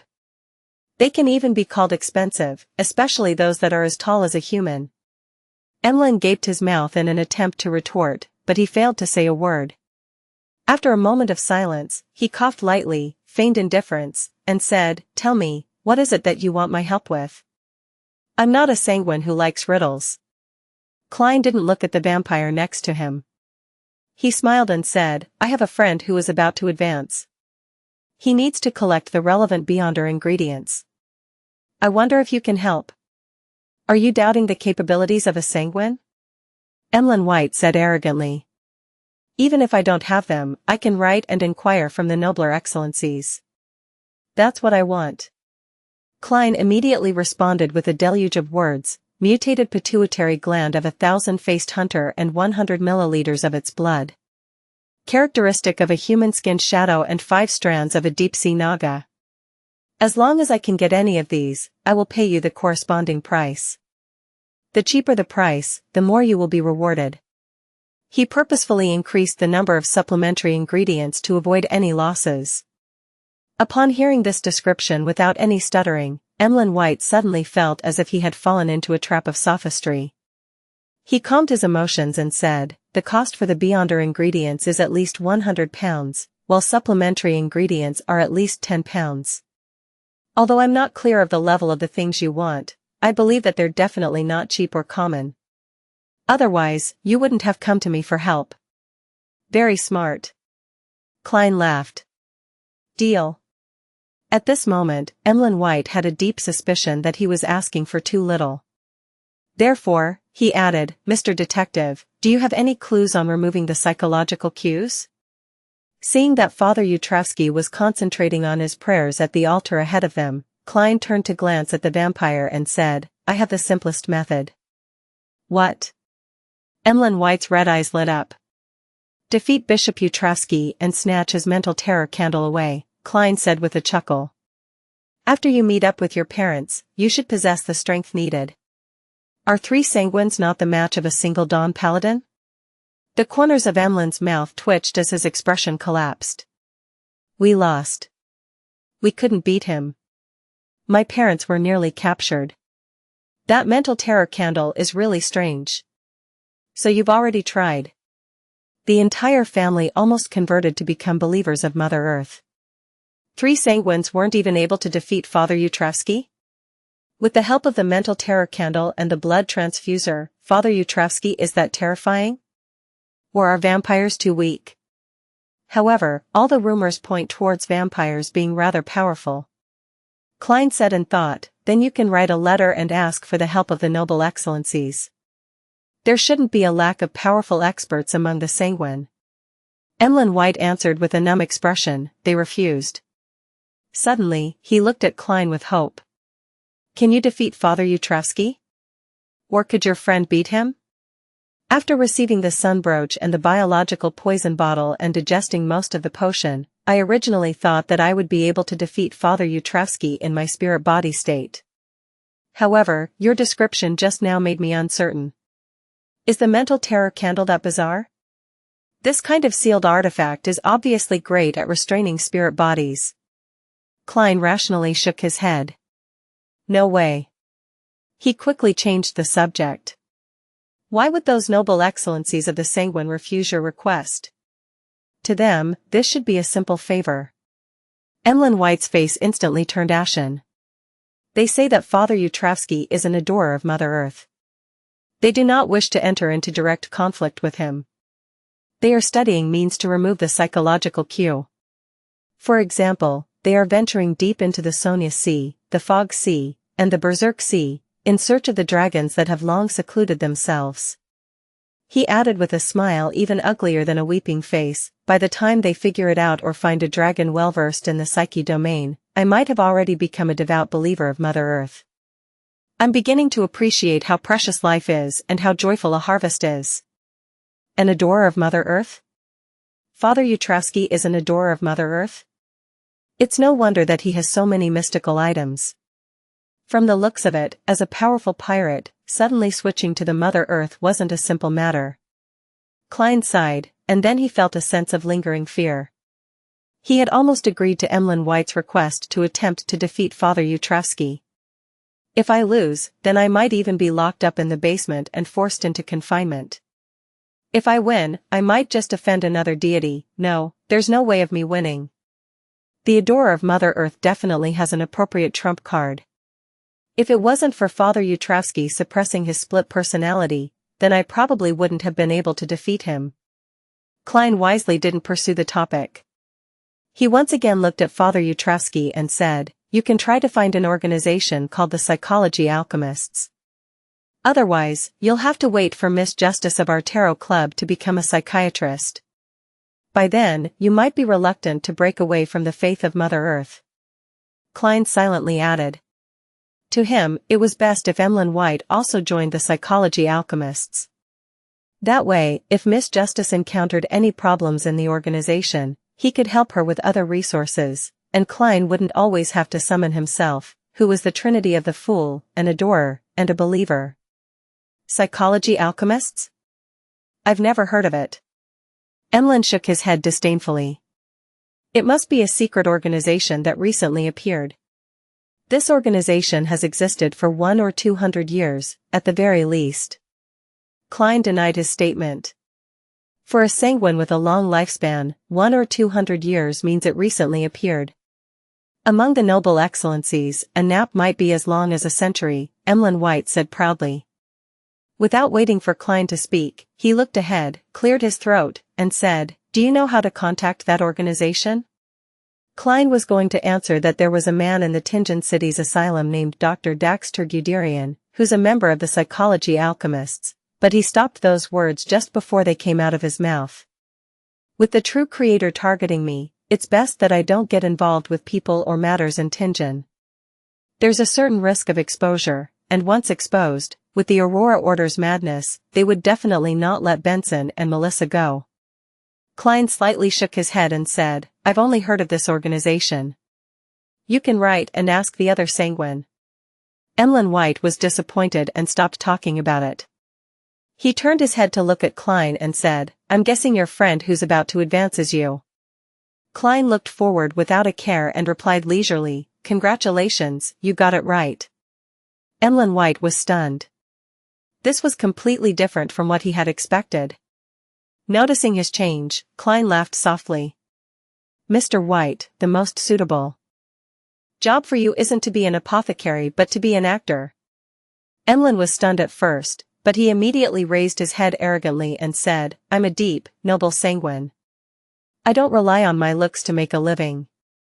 "Do you think I'm praising you for being handsome?" Klein slowly stood up and laughed. "No, I mean, you are very talented at comedy." While Emlyn White's expression froze, he squeezed his way out to the aisle and said, "Don't forget what I entrusted you with. Pritz Harbor, White Oak Street." Furs Wall took the steam locomotive early in the morning and arrived at the kingdom's largest and most important port. She had also booked tickets for her return trip by boat, which was relatively inexpensive. Taking in the smell of the sea, Furs saw many of the dockworkers who were in a hurry. In the middle of each season, the port was swarming with temporary workers for relatively decent pay, and many poor people living in Backland's East Borough would head southeast on foot and in groups, traveling a distance of more than 60 kilometers. This was the same thing they did when harvesting hops. The roads are wider than Backland's, and the air quality isn't bad, but it's relatively dirtier. Furs looked around and found the Fishermen Association in an old building. Without much trouble, she met Dorian Gray in an office. The gentleman was of medium build, with exaggerated arms. His hair was combed rather neatly, completely unlike most of the members of the association who had hairstyles that looked like bird nests. He should also be an Abraham family member. After explaining the purpose of her visit, Furs passed Lawrence's will, along with the strange notebook and the diamond-like beyonder characteristic. Dorian received the items with a complicated expression before opening the will first. After reading it carefully, he lifted his head and looked earnestly at Furs with his blue eyes. "Your kindness and honor are praiseworthy. Ms. Wall, I shall always remember the help you provided Alisa and Lawrence. Can you accept my gratitude? I wish to invite you to lunch." "No problem." Furs was still wondering how to pass the time before her ship sailed. Dorian immediately arranged for her to wait in the next lounge, offering black tea, snacks, newspapers, and magazines. Returning to the office, the gentleman opened a hidden cabinet with some misgivings and took out an item. It was a pure crystal ball shining with a radiant light. Dorian drew the curtains, cloaking the office with darkness before he sat down. He held the crystal ball in his left hand while touching its top with his right palm. As he stroked the crystal ball back and forth, he kept chanting softly. Gradually, the radiant points of light within the crystal ball began to shine brighter and brighter, becoming more and more obvious, as if the stars in the night sky were casting their reflections. Often used to determine the direction of fate, the stars in the trajectory of one's life surfaced one after another, forming a three-dimensional astrolabe with many revelations from the spirit world that resembled symbols. Dorian Gray finally stopped and studied it. She wasn't lying. That really was the trajectory of the situation. She seems to be able to bring about changes to the Abraham family, optimistic changes. As the light from the crystal ball dimmed, Dorian stood up, having already made up his mind. At lunchtime, in the Four-Winged Bird restaurant. In front of Furs lay a filleted fried fish which had rosemary scattered over it. Its skin was crispy, its meat fresh, and it didn't have any fine bones. It was rather tasty, but the only problem was that the cook had an extremely warped sense of aesthetics. He had deliberately kept the eyes of the fish bulging out of its head, and by plating the food, he made the fish look up, as though to express its indignation over its death. Furs pushed the head down, cut off the tail, and covered the upturned eye. At that moment, Dorian Gray began moving his fork and knife as he casually said, Elisa really liked mysticism and had done some research in this area. When you were packing her things, did you see any books, notes, or other items? There were some notebooks and books, Furs answered frankly. As a result, I became a mysticism enthusiast, but unfortunately, I couldn't understand some of the content at all. For example, the sites in the spirit world. Not only was it absurd, illogical, and messy, incapable of expressing ideas, even if I forced myself to read it and systematically calm my impatience, it was still difficult to remember its contents. I would forget it once I finished reading it, let alone understand it. Furs added inwardly. Dorian nodded slightly and laughed. Then you can consult me. I'm also a mysticism enthusiast, quite a proficient one if I may add. Really? That's great. Furs answered appropriately. Seeing that she was really interested, Dorian immediately diverted the topic to mysticism. Sometimes he would bring up the spirit world, and sometimes he would talk about his cogitation experience. Having been prepared before he even stepped into the restaurant, he had deliberately chosen a secluded and quiet spot. Hence, he didn't need to fear that the customers around them would overhear their conversation. At the end of the lunch, Dorian offered, I didn't know how to express my gratitude, but now I don't have to worry about it anymore. Haha, although Lawrence had paid you, I don't think that's enough to match your kindness, good-heartedness, and honor. Ms. Wall, you can write to me and ask about any questions you have about mysticism. That's the least I can do to express my gratitude. That's what I wish for. Furs didn't refuse. From the exchange just now, she could clearly tell that Dorian Gray possessed rich, systematic mysticism knowledge. He was indeed worthy of being a member of the ancient Abraham family. And this was also considered something she was lacking in. Although she had mastered quite a lot of knowledge about the beyonder world, it all came from a few books and notebooks that didn't go in depth, as well as random information she had heard and experienced from the various gatherings she attended. It wasn't comprehensive or systematic enough, and it just had too many shortcomings. Upon hearing her reply, Dorian raised his cup and smiled. I hope that one day, we will also possess mysterious and extraordinary powers. Northborough and Backland. St. Samuel Cathedral. A group of men wearing black windbreakers and red gloves entered an underground area. The leader was a man in his 40s with soft facial features and long hair. Wearing a pompous top hat, he carried a black cane which was inlaid with gold. He quietly followed the Nighthawk leading the way and entered a rather spacious room. There were many bookshelves in the room, with various dossiers placed on them. A mesmerizing, beautiful woman wearing a black robe with blue eyeshadow and blush was leisurely sitting in a high-backed chair. She didn't get up to greet him. It was the former spirit medium, Daly. "Soist, all the information you need is over there." Daly gestured with her chin at the table by the door. The middle-aged man named Soist smiled and said, "Daly, why were you sent to guard this place? You should be tasked with more important matters." "No, this is what I wanted. I need to settle down and read more information." Daly chuckled. "This is to ease my future progress. Humans are fragile creatures, and they need a certain amount of time to calm down. No one can always be in peak condition, enjoying the thrill and pleasure without any rest. Your style really has never changed. Unfortunately, you've never given me the chance." Soist burst out laughing. Daly shook her head seriously and said, "Obviously, you don't understand me. My current hobby has turned even more novel. If you can turn yourself into a rotten corpse or expose your white bones, then I'll definitely be filled with interest in you." She turned to look at the red glove behind Soist. "Leonard, why did you choose to join his team? This fellow is conceited, arrogant, and gutless. He keeps fantasizing that women would take the initiative to crawl into bed, waiting for him. To be honest, perhaps this is the unique trait of a nightmare?" When she mentioned nightmare, Daly visibly paused. Leonard helplessly said, "Ma'am Daly, this was the arrangement of His Excellency Casimir." "Is that so? I can see that you agree with my views on Soist," Daly concluded in a slightly husky voice. Leonard was momentarily at a loss for an explanation. Fortunately, Solashur Soist didn't pay much attention to Daly's words. Walking over to the table filled with information, he picked up a dossier and flipped through it. Leonard and the others immediately surrounded him, imitating their leader. After the sound of paper flipping went on for some time, Soist casually asked, "What's new in Backland recently? Something you think is worth paying attention to?"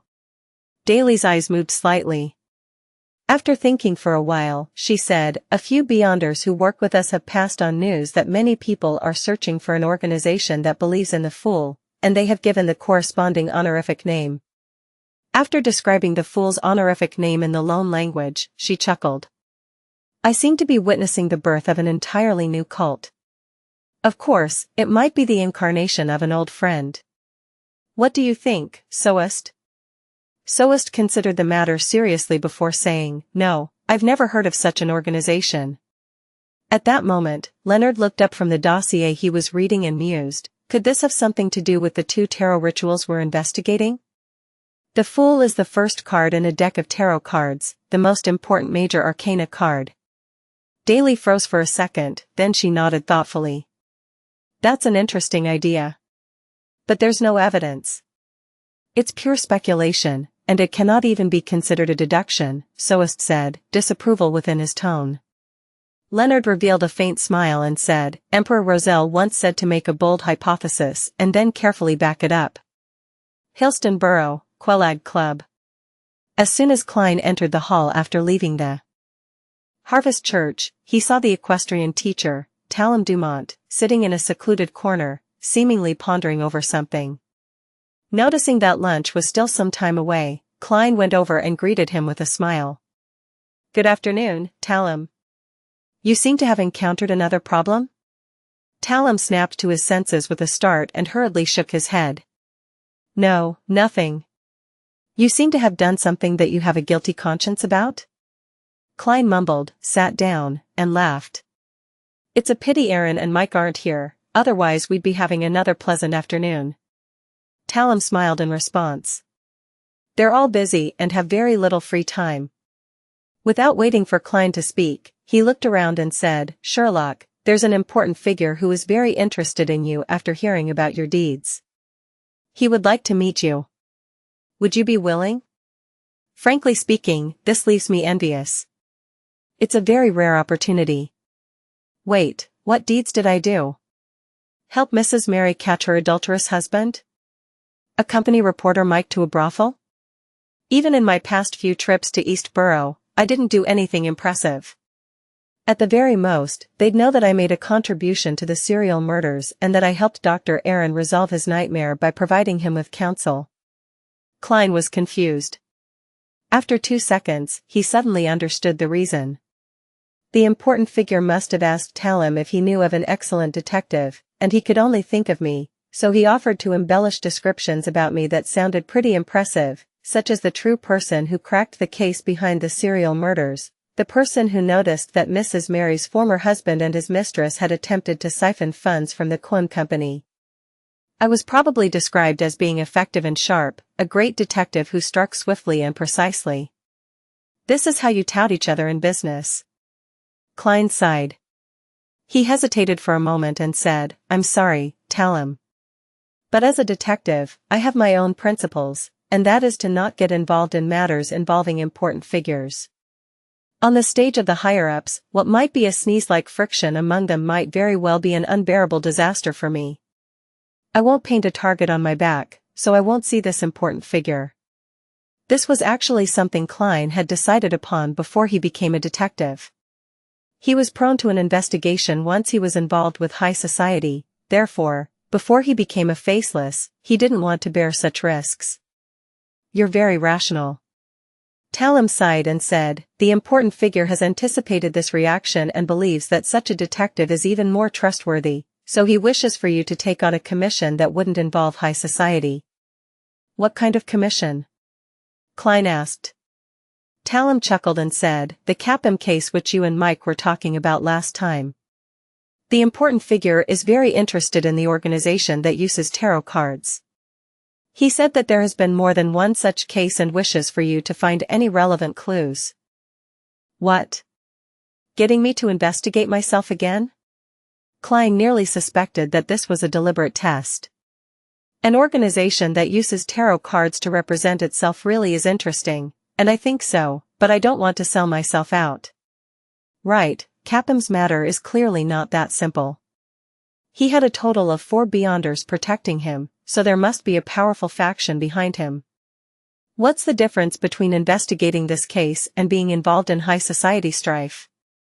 "Well, this isn't something Sherlock Moriarty should know." Klein revealed a thoughtful expression, and while weighing his options, he said, "It's not easy to find a mysterious organization. Besides, it's very dangerous." Talum seemed to have expected his answer and chuckled. "Sherlock, there's no need for you to take risks. The important figure's intention is for you to pay more attention and to gather the relevant information or rumors. Here's £5 in cash, money for your activities. Even if you don't receive any valuable information, the money is yours. And once you gather any useful clues, he'll pay you per lead and reimburse you for your expenses throughout the process." "Such good conditions?" "That important figure has put a lot of his attention on this matter." "Does he have connections with the forces behind Capim, or does he wish to find the mysterious organization that uses tarot cards as a code name to help him?" "Reimburse. It's been a long time since I've heard someone promise me something like this. Since he's already gone so far by promising me such perks, it would appear very suspicious if a private detective were to refuse the commission. Furthermore, the matter of investigating myself should clearly be left to me." Klein hesitated for a few seconds and said, "All right. I'll do my best." He didn't stand on ceremony, and he accepted the 5 one-pound notes that Talum handed him, intending to provide a vague clue every week or two. "Isn't the Aurora Order looking for the Fool? The Fool is obviously part of a tarot card. I hope that important figure will pursue this path all the way and get rid of Mr. A." A thought began to form in Klein's mind. Under St. Samuel Cathedral, Solashur Soest assembled his team together to discuss their subsequent actions. He looked at the black-haired, green-eyed Leonard Mitchell and asked, half asking and half evaluating, "If I were to relegate this matter to you, how do you plan on investigating the 2 cases related to the tarot ritual?" Leonard lifted his hand to comb his hair, smiled, and said, "First, I would go according to my train of thought from before. I would do a reverse search for the people or organizations seeking the Fool's believers. They might know something. Second, I would reinvestigate the first 2 cases and place all the people involved in a name list, regardless of if they were suspects or not. Then, I'll use the powers of a nightmare to inquire and eliminate them one by one. The devil might be in the details, hidden in the person who's most improbable. Soest let out a chuckle. I've read through the dossiers. These two cases involve a lot of people, each living in different places. Wanting to re-examine them is quite difficult, and some of them are already beyonders who are secretly active beneath the surface. They know how to hide themselves very well, and we have no way of knowing where they are. If we were to perform an investigation according to your idea, then what we need wouldn't be a small team. The church would have to inject at least 5 more sequence 7 or above Nighthawks and the corresponding support personnel. The case we are in charge of is focused on the devil summoning case, another red glove reminded Leonard. Leonard didn't seem angry as he let out a soft laugh. I know. I'm only providing my point of view. As for whether or not it is used, or the extent to which it will be decided by Captain Soest. He paused for a moment and revealed a puzzled expression. I don't understand why the 2 cases related to the tarot rituals didn't have a high priority. The former involved an evil god's attempted descent, countless times more serious than a mere devil summoning. Soest picked up his coffee and took a sip before leisurely answering, the Nighthawks have limited manpower. All cases require a certain priority level. Up to now, the secret organization represented by tarot cards hasn't expressed any obvious malice towards us. Their actions, to a certain extent, have helped us. For example, they foiled the descent of the true creator, as well as letting us know that the human trafficker, Capim, isn't a simple person. There must be some big secret underlying the matter. After saying that, he smiled and said, perhaps they can help us discover even more unsavory matters. Of course, the necessary investigations must be carried out. No one can guarantee that a secret organization will not end up being our enemy in the future. I see, Captain Soest. Let's focus on the devil summoning case, Leonard said earnestly. In a backland winter that was inseparable from fireplaces and fog, time flew by amidst these cold and grey sensations. In the blink of an eye, there was only half a month left until the new year. Klein extinguished the charcoal in the fireplace and put on a double-breasted frock coat over his dark red woolen vest. Nearly 3 weeks ago, Leopard finally received the bike patent and began looking for suitable second-round investors. Steam power mogul, Framis Cage, ended up showing some interest in this. After several meetings, the 3 parties agreed to conclude their final negotiations today. During the past month or so, Klein led an uneventful life. Through his investigations, he slowly digested the potion by strictly following the principles. Now, he was just short of a relatively bigger performance that he needed to initiate to completely digest it. If there are no urgent matters, I can avoid taking risks. It would take about another. As his mind wandered, Klein removed the half-top hat from the coat rack and smoothed the folds with a brush and handkerchief, removing the dust. The badge left behind by Lenevis indicated a January 4th gathering. He had no strong intentions on attending it. During this time, the Tarot Club continued being held on a weekly basis. Klein obtained a few pages of Roselle's early diary entries, allowing him to witness how he went from a weakling, who only knew how to dream without taking actual action, to becoming a playboy who actively hunted. Apart from this, he gained almost nothing. Although the werewolf beyonder characteristic was handed over to the hanged man for sale via the world, a sale involving more than £1,000 was obviously not easy to close. The werewolf's unique trait of being cursed also caused many interested parties to shrink back from it. However, a few days ago at a tarot gathering, the hanged man told the world that he had contacted an artisan from the Church of the God of Steam, and the other party was clearly interested. Let's hope the deal will be closed this week. There are still no clues to the wind-blessed formula which Mr. Hanged Man wants. Klein packed his personal belongings, picked up his cane, wore his hat, and walked out the door. The wind-blessed potion formula was a sequence 6 formula. It wasn't that easy to encounter one. The hanged man, Alger, had waited for more than a month without receiving any good news. Justice Audrey, after undergoing a long period of observation and testing, was finally accepted by the psychology alchemists. She reported to Mr. Fool that she should be officially joining the secret organization this week, hoping to be blessed ahead of time to prevent any accidents from happening. For this, she was prepared to plunder at least 10 pages of Roselle's diary entries from the psychology alchemists for Mr. Fool without any compensation. As for the dragon specimen in Duke Negan's treasury, she had already confirmed that it was a thousand-faced hunter. However, it was purely a sample that was without the corresponding beyonder characteristic or flowing blood. The £2,000 she owed Mr. Fool's adorer wouldn't be repaid until February or March of next year. This was because, although she would officially come of age at the New Year's ball and be able to take charge of a portion of her fortune, she would still be under the supervision of her parents and wouldn't be able to sell them at will. Furthermore, she was still short of Viscount Glaine's final payment, so she needed ample time to raise the money in secret. The magician Furs, with the help of the hanged man, finally obtained the blood of a deep-sea marlin. She paid him £320 for it, which reduced her savings to £120. In order to make up for her loss and for the stomach pouch of a spirit eater, she began to furiously rush to write her new book, which quickly took shape. It told a story about adventure, love, traveling, storms, pirates, and many other elements fused into a whole. Her and Dorian Gray's correspondence never stopped, and the other party had recently announced that they would be coming to Backlund to pay their respects to Elisa, Labero, and Lawrence. The son Derek, who was acting normally as suggested by the hanged man, continued his daily patrols, amassed merit points, and didn't attempt any rituals.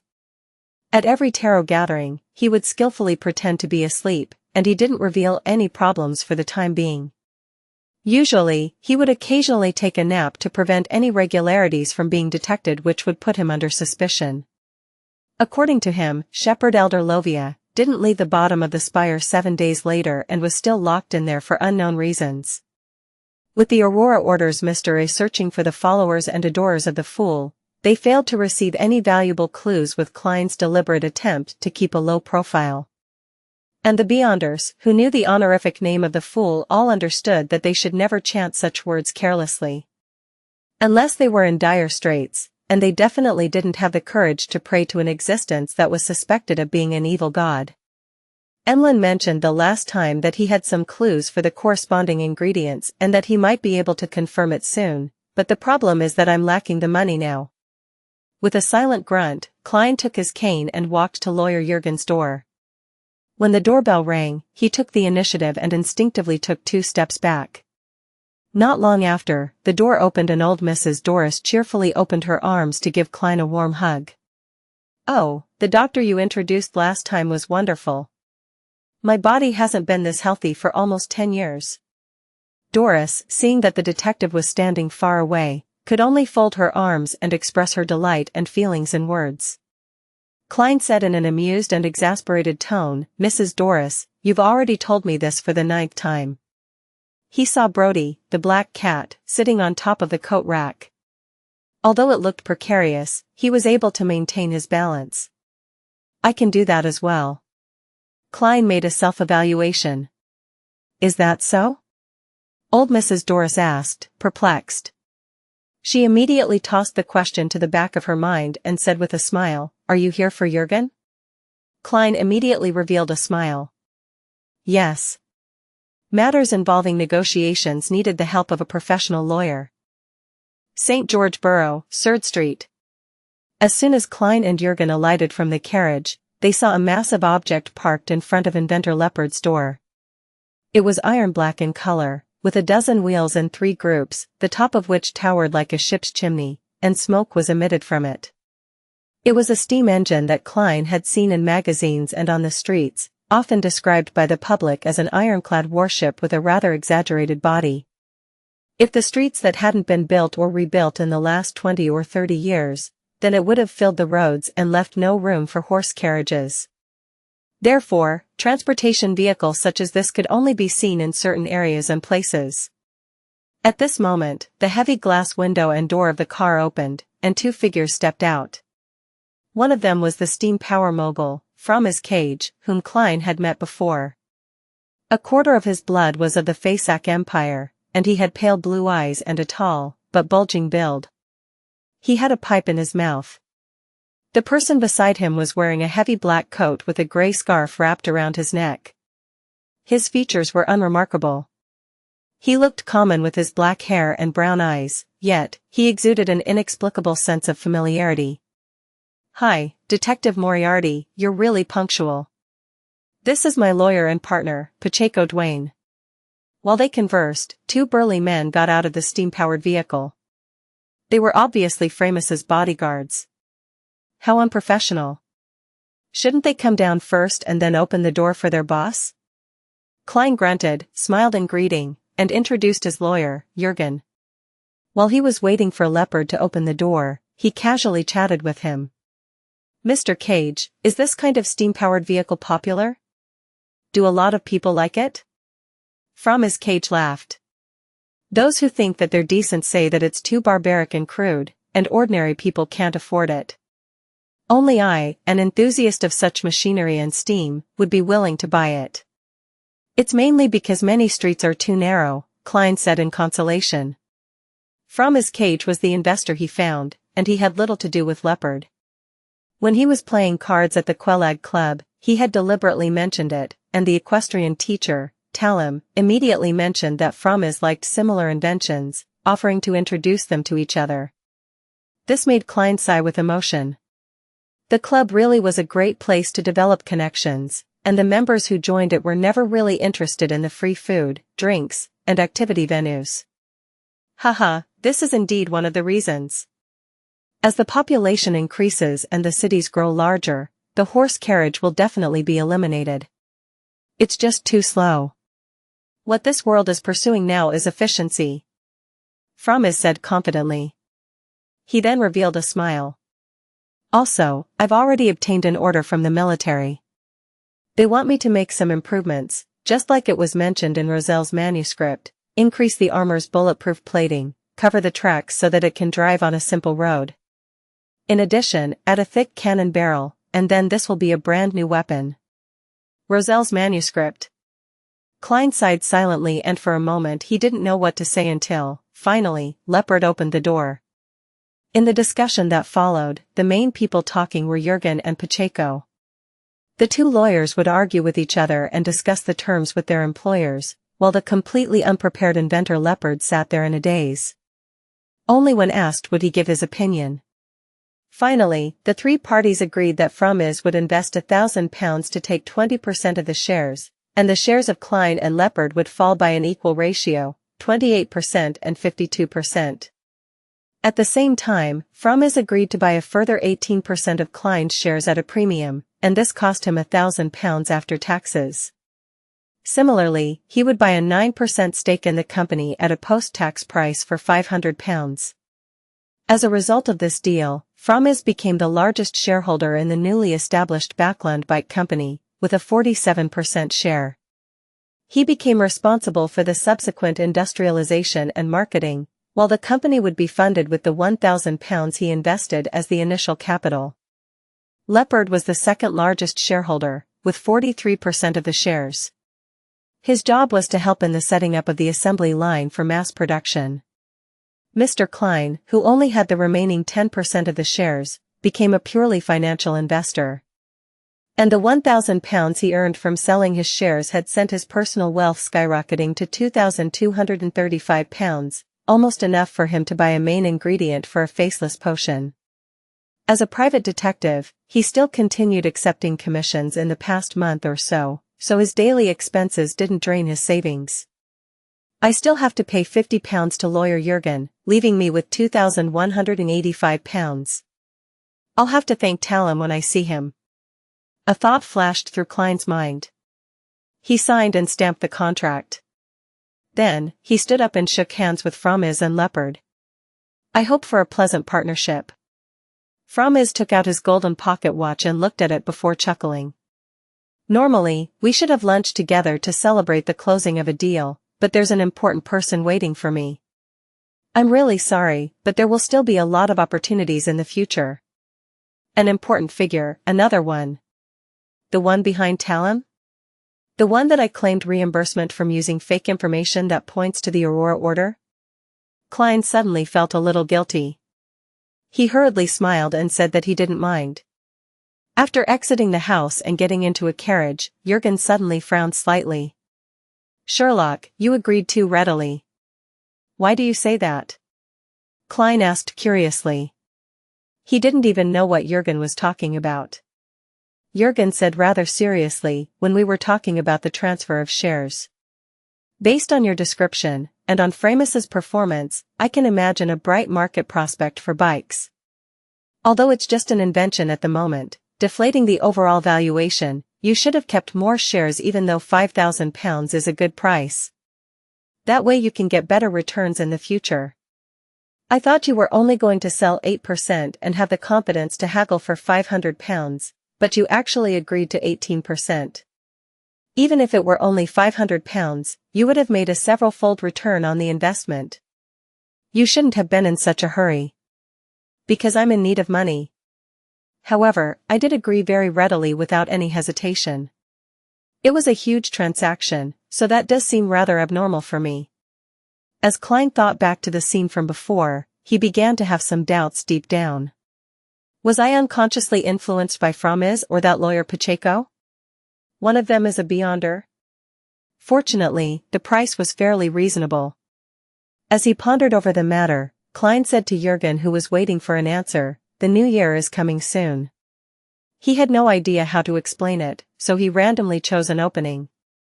If the other party was a smart person, then they would go along with the opening and perfect the explanation with their own reasoning.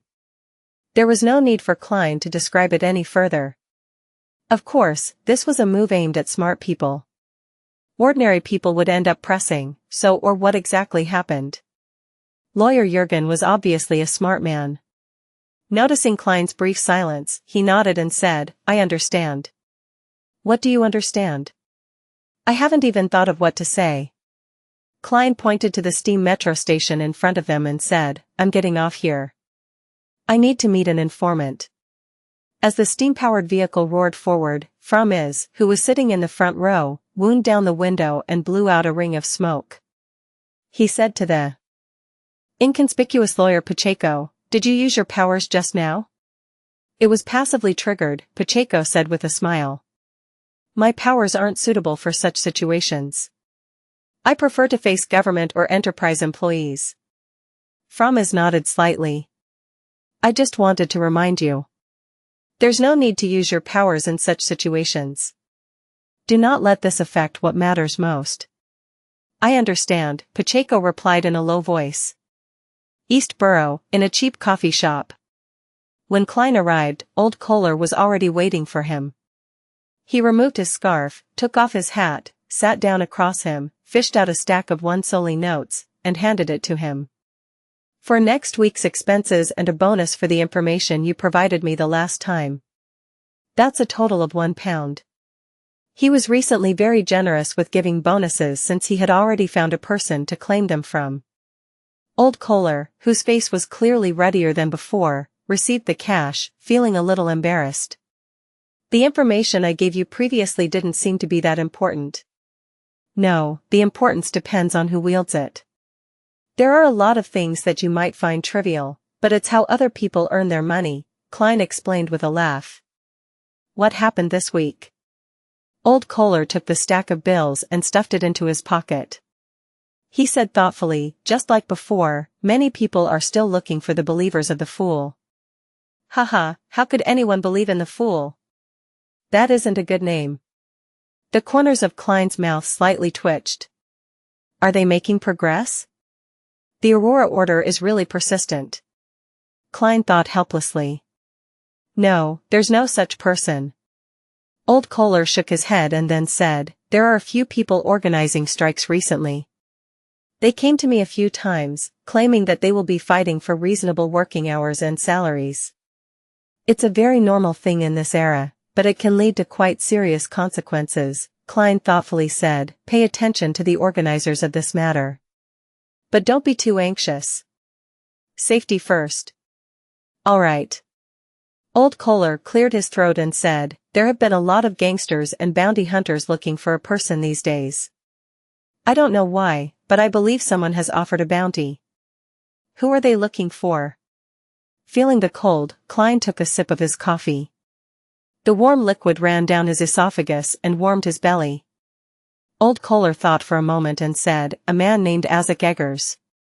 Isaac Eggers. Isaac Eggers? Klein looked up from his coffee cup and stared straight at Old Kohler, who was sitting across him. Isn't that Mr. Isaac's full name? Why would someone suddenly offer a bounty for him? Insane will? Relying on his clown powers, Klein feigned indifference as he asked, "Did it say what kind of person he was?" Old Kohler recalled and said, "He seems to be of Balaam lineage and was once a university lecturer." Seems to be of Balaam lineage, a university lecturer. It really is Mr. Isaac, not someone sharing the same name. Using the information provided by Old Kohler, Klein basically confirmed that the person the bounty was aimed at was the suspected descendant of Death, Isaac. Here lies the problem. Who or what organization is looking for Mr. Isaac? The numinous episcopate whose ultimate goal is to revive Death? Insane will who likes to play the mastermind behind the scenes? It's unlikely to be the latter. Insane will has sealed artifact 0-08, which allows a target to act according to his descriptions, and through a series of coincidences, he can achieve his desired objective. There's no need at all for him to use the gangs and bounty hunters to find Mr. Isaac. Wait, what if this is actually an arrangement by sealed artifact 0-08? Realizing that he's now the target of Mr. Isaac but lacks the confidence to clinch victory in battle, Insane Will is using 0-08 to instigate conflict between Mr. Isaac and some particular faction, hoping to eliminate his enemy indirectly. And this reward was issued by that faction. It's very possible. However, I can't rule out the numinous episcopate. To get revenge, Mr. Isaac might have made contact with them. However, there were major differences between the two parties regarding the resurrection of Death, which eventually led to a falling out. Klein instantly thought of two possibilities and the corresponding reasons. He took a sip of his coffee and said to Old Kohler, "Help me find out who issued this bounty and its exact price. If it's appropriate, I'll take note of it while I'm at it." No problem. Old Kohler didn't feel that anything was amiss with Klein's request. From a certain perspective, there were no essential differences between a private detective and a bounty hunter. The only difference was that the former would involve themselves in trivial matters such as catching adulterers in the act, finding cats, and helping others walk dogs, while they tended to use the powers of deduction more than brute force. When Old Kohler finished describing what he had seen and heard, Klein briefly taught him some of the tricks of leading a conversation based on the Nighthawk's curriculum, as well as the contingency plans for specific scenarios. "It's time for me to go to the docks. Thank you, Detective Moriarty, for allowing me to lead a good life once again." Old Kohler picked up the old, worn-out hat on the table and thanked him sincerely. The detective, in his view, not only provided him with a well-paid job, but he also taught him many useful things. Even if the detective no longer needed him as an informant, the skills he learned would allow him to barely survive in East Borough, especially since he was growing older and less capable of laborious work. A good life? In my opinion, what you have now is the basics of what a person should have. After watching Old Kohler walk out the cheap coffee house, Klein sat there in a daze. This was the first time that he had heard a friend's name from someone else since his arrival in Backland, and it was also the first time that he might have grasped Insane Will's whereabouts. For the past 3 months, Klein's main goal had been to digest the potion and enhance himself, especially after he killed Lenevis. That was because he knew very well that he and Insane Will, who was most likely a high-sequence beyonder, had an unbridgeable gap. He couldn't be impatient for revenge, especially when it came to the chilling sealed artifact 0-08. He didn't even have the intention to approach and investigate it. Scenes from the Blackthorn Security Company in Tingen replayed themselves in Klein's mind, and those bright polished shoes clearly appeared before his eyes. Raising his head and slowly letting out a breath, Klein took his scarf and hat and walked out of the cheap coffee shop. Hillston Borough, outside a rather old building. Klein got off the carriage, pressed his hat, and went straight to the door. It was Isengard Stanton's house. The great detective had written to Klein a few days ago, inviting him to come over to discuss a murder case. Mr. Klein, who has been busy with the financing of the bike project, tactfully replied that he had no time to spare as a form of rejection. To his surprise, Isengard Stanton didn't seem to mind and said that the case had hit a brick wall, making it unlikely that there would be any breakthroughs anytime soon. He was very willing to wait for Detective Sherlock Moriarty's visit and expressed how he looked forward to an exchange that ignited sparks of wisdom. As such, Klein could only first divine a suitable date for the visit, picking the closest date after the negotiations, which happened to be this afternoon. With that, he wrote back and fixed an appointment. Ding dong, ding dong. Klein rang the bell twice and stepped back to wait. More than 10 seconds later, the door creaked open, and the assistant of the great detective, Isengard, said with a smile, "Good afternoon, Detective Moriarty. Mr. Stanton is waiting for you in the activity room. Would you like coffee or tea?" The assistant was thin and wore gold-rimmed glasses. He looked both refined and professional.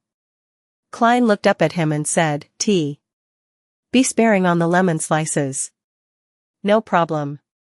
The assistant led Klein into the living room, pointed to the activity room and said, "Sorry, our servants are only temporary, and they just happen to be on their day off today, so I can only trouble you to go over alone." Klein nodded and walked towards the activity room on the first floor. As he lifted his hand to knock on the door, he suddenly felt that something was amiss. "I arranged a visit with Mr. Stanton a few days in advance. Why would I chance upon the temporary servant's day off?" Klein's eyes narrowed, and he pulled out a copper penny. At this moment, the door to the activity room opened due to the knock, producing a tiny crack. In the blink of an eye, as if some seal was lifted, the strong smell of fresh blood poured out and overwhelmed Klein's nose. From what he could see, the reclining chair in the activity room was overturned and was stained with dark red blood. A book lay beside it, its cover facing up. With just that one glance, Klein felt as if he was seeing a murder scene. The name of the book caught his eye, The Devil's Legend of Civilau's Burrow. Devil. Klein was about to make a move when a strong wind suddenly blew in the activity room, quickly pulling the door back. Creak. Klein clearly saw the entire interior of the activity room. The charcoal in the fireplace had long since burned out, and there was no longer any red embers glowing. The coffee table, the sofa, the chairs, the cupboard, and other items had either fallen or shattered. It appeared as if he witnessed an intense battle. There was a lot of blood on the carpet and walls, and a lot of scorch marks, but there was no sign of a body at the scene, not even a stump limb. Something happened to Detective Stanton? Klein suddenly took a step back, intending to first leave the place. However, almost at the same time, he felt someone lock onto him. Someone was staring at him with a cold and merciless gaze from an unknown location. The moment he made a mistake in his response, he would immediately be met with a fatal blow. How can this be a suitable day to visit Isengard Stanton? Was my interpretation of the revelation wrong? Klein didn't dare to act rashly. However, he was neither too nervous or flustered.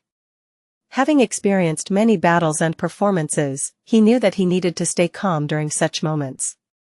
Tap, tap, tap. Isengard Stanton's assistant walked over with a tray. On the tray was a tin teapot and 2 white porcelain cups. The assistant froze in place when he saw the scene in the activity room. He looked at Klein, his face suddenly filled with fear as he stuttered, "You killed Mr. Stanton."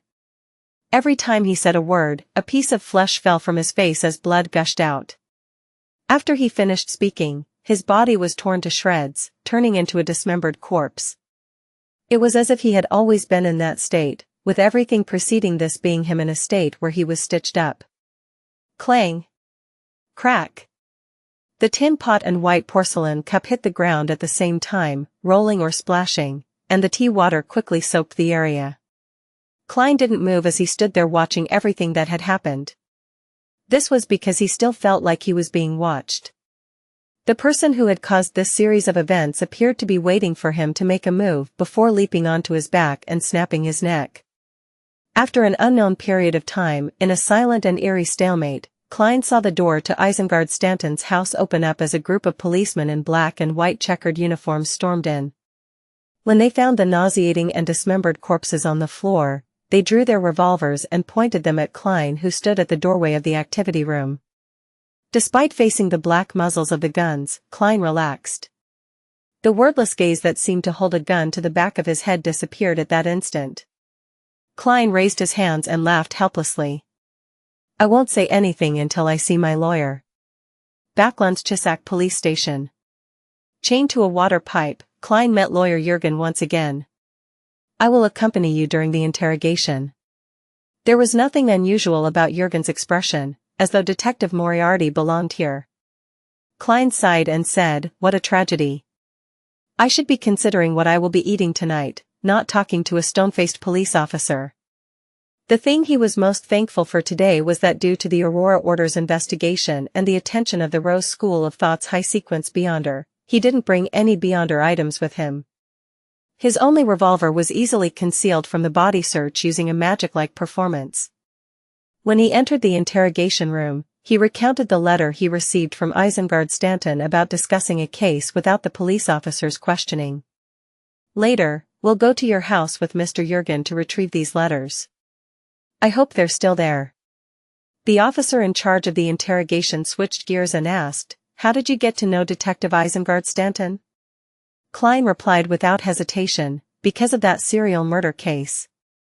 At this point, he suddenly froze for a moment. It reminded him of something. He had always suspected that there was a master behind the devil dog, the person who had harumphed when the devil dog was killed. Yes, the book Stanton was reading before the attack was The Devil's Legend of Civilau's Burrow. Could it be that the owner of the devil dog is beginning to take revenge after lying low all this time?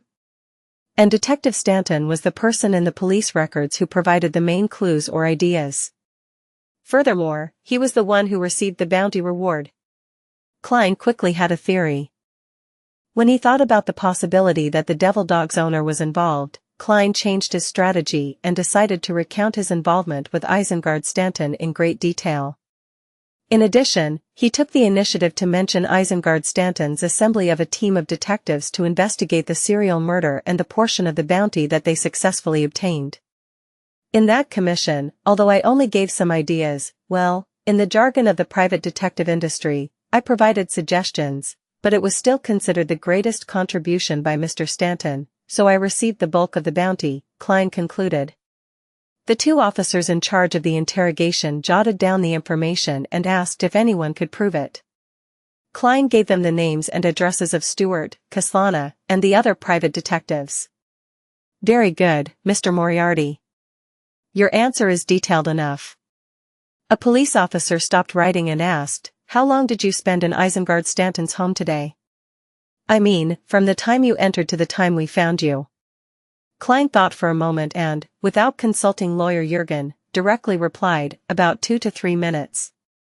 What he said was based on what he truly felt. Another police officer raised his eyebrows and said, many residents nearby were able to confirm that you entered Isengard Stanton's house around 2:10 p.m. We arrived at the scene at 2:28 p.m., which is to say, you were in the house for about 18 minutes, not 2 or 3 minutes. What exactly were you doing during this lengthy period of time? Why didn't you leave and call the police? 18 minutes passed? Klein frowned suddenly. He felt that the stalemate he had with the existence which silently watched him lasted for slightly more than a minute. How did it take a full 18 minutes? Was it the strange feeling of being watched that confused my grasp of time, or was it something else? Is it the beyonder powers of the other party? If it really was the owner of the devil dog, he would at least be at sequence 6, with a high probability of being sequence 5. While Klein pondered, Jürgen leaned forward, ready to accuse the police of being posing leading questions. That was not a very good reason, but he simply wanted to use this method to interrupt the pace of the interrogation and delay the unfavorable question for his client. At this moment, Klein raised his hand to rub his forehead. What I just said was the truth. Based on what I felt, only 2 or 3 minutes had passed after I entered Detective Isengard Stanton's house. Upon saying that, he emphasized, yes, based on what I felt. The two officers exchanged looks before writing the statement down. After a moment of silence, the officer who had asked the question said, "During those 18 minutes, a servant who came back from outside the house rang the doorbell, but no one answered, so he looked in through the oriel window and saw the floor full of corpses and that you were standing in the doorway of the activity room. He was terrified, running to the police station like a madman, and many passers-by and some residents had confirmed that." Klein ignored the look in lawyer Jurgen's eyes and shook his head. "I didn't hear the doorbell." The two officers exchanged looks again, but they made no comment. All they did was jot down what was said. They asked questions about other details, and Klein, who had done nothing and was free from guilt, answered every question truthfully. At the end, he couldn't help but ask, "Did you find Detective Isengard Stanton? It didn't seem like the activity room had a corpse. He's likely to be still alive, right?" A police officer used a pen to tap on the table and said, "That's one of the things we're wondering about. Only the activity room in the house had signs of fighting, and the windows were closed, and they hadn't been opened for days. As you know, it's very normal to do so during Backland's autumn and winter seasons. The attacker and Mr. Isengard Stanton left the room in a strange way, and we found no trace of him anywhere else in the house or in the neighborhood, not even blood." Without waiting for Klein to speak, he questioned before answering his own question, "You definitely wish to mention the activity room's door and the door to the house, but many people have confirmed that there was no pursuit nearby, nor was there anyone taken hostage or a corpse being moved away. Maybe it really happened in the middle of the night? Maybe they were able to go through walls?" Klein silently offered other possibilities in his mind, and he silently prayed. May the goddess bless Detective Isengard Stanton and that he escaped the disaster. The Evernight goddess was the empress of disaster and horror. When the interrogation was over, Klein was remanded in a small room, and the police sent someone to pick up the letter as evidence with lawyer Jurgen at 15, Minsk Street. It wasn't until the evening that Klein was finally admitted bail, posting a sum of £50. It's much more expensive than the last time. It's difficult for the average private detective to produce that much cash in a short period of time. After leaving the Chisak police station, Klein pulled up the collar of his tweed coat and complained to Jurgen. Jurgen still wore a professional and staid expression. "The situation was favorable towards you the last time, but this time, much of the evidence points to you." He stopped a rental carriage, turned his head to the side, and looked at Klein. "Sherlock, I'm your lawyer. Before you answer the policeman's questions, it's best that you communicate with me, even if it's just sending me a look. Do not speak carelessly even if you feel that there are no problems. Ordinary people who haven't been trained will easily say things that trip them up. I'm used to fabricating my own stories and solving my own problems." Klein recalled what had just happened and gave a hollow laugh. "Okay, I will keep that in mind." Without another word, Jurgen boarded the carriage. Klein sat down across him and thought about Detective Isengard Stanton's attack. As he was thinking, he suddenly heard the rumbling sound of his stomach. "It's already past my normal dinner time." Klein took out his gold pocket watch and opened it. He didn't want to waste any more energy preparing food, so he began to think about which restaurant was worth looking forward to. At that moment, Jurgen raised his eyelids and said, "I've asked my grandmother to prepare dinner for 3. How can I impose on you?" Klein was startled for a moment before he laughed. Mrs. Doris's cooking skills are always something to look forward to. By the time they got back to Minsk Street in Sherwood Borough, the sky was completely dark and the street lamps were even brighter than the indistinct red moon in the sky. After having dinner at the Jurgen's house and having fun with the cat, Klein strolled back to Unit 15 in the cold, damp air. He habitually rummaged through the letterbox and pulled out a copy of the Backland Evening News that had just arrived. Klein opened the door with the newspaper in hand, and just as he put the cane away, he realized something was wrong. His spiritual intuition as a seer told him that a stranger had entered his house. Was it the police who came to collect the evidence? Klein looked around warily and suddenly saw a letter on the coffee table. There should have only been newspapers sitting there. Klein entered the living room warily, in preparation for an attack. He moved closer to the coffee table, and during the entire process, the surroundings were completely silent without the slightest abnormality. Glancing down at the letter, Klein first took out a pair of black gloves and wore them before opening the letter. There was a thin piece of paper inside the envelope. After unfolding it, a dark red color was immediately reflected in Klein's eyes, and the faint smell of blood lingered around his nose. Words were written on the piece of paper with coagulated blood, "All of you will die." This? Is it really the owner of the devil dog? Is he taking revenge on the people who caused his subordinate's death? This is truly a case of bullying the weak and fearing the strong. Why not directly find the Nighthawks responsible for the cleanup operation? Klein's heart tightened, and many thoughts flashed through his mind. But he quickly dismissed his complaint. It was very normal to exact vengeance on the person that one could handle. Just like his past few months in Backland, he had never thought of finding in Sangwil, but he never gave up his pursuit of Lenevis. After looking around again, Klein gradually found that this matter was a little confusing. Isn't he afraid of being caught by the official Beyonders by using such an ostentatious method to exact revenge? Is this the acting requirement for his potion? Or, rather, because Detective Isengard Stanton escaped, he knows that he can't get rid of his targets in secret, so he can only switch his methods. But what's the reason behind this method? Also, when I was at Detective Stanton's house, he was clearly watching me. Why didn't he make a move? Was he apprehensive towards an ordinary private detective like me? No, impossible. Does he know that I'm a Beyonder? Possible. Due to the side effect of me getting lost due to the master key, I had met with the devil dog. It saw my body and how I looked like. Although I was disguised, I can't be certain that a devil can see through it. Perhaps, after that incident, it was able to present the scene to its owner in some way. However, at that time I couldn't even defeat the devil dog, so I could only run away pathetically. What is there to be afraid of?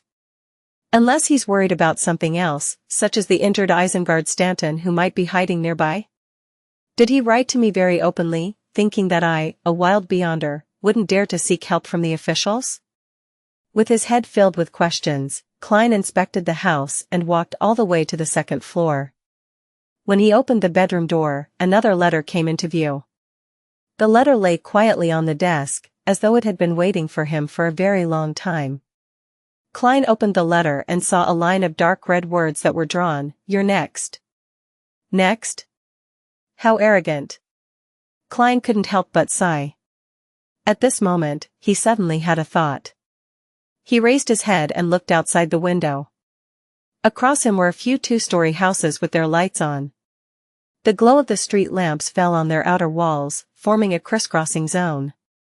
All of a sudden, the shadows in the area squirmed and twisted, forming a black shadow in a tailcoat. The shadow raised its right hand, gesturing in the shape of a gun, and pointed it at Klein. Then, it retracted its arm and blew at the gun's muzzle.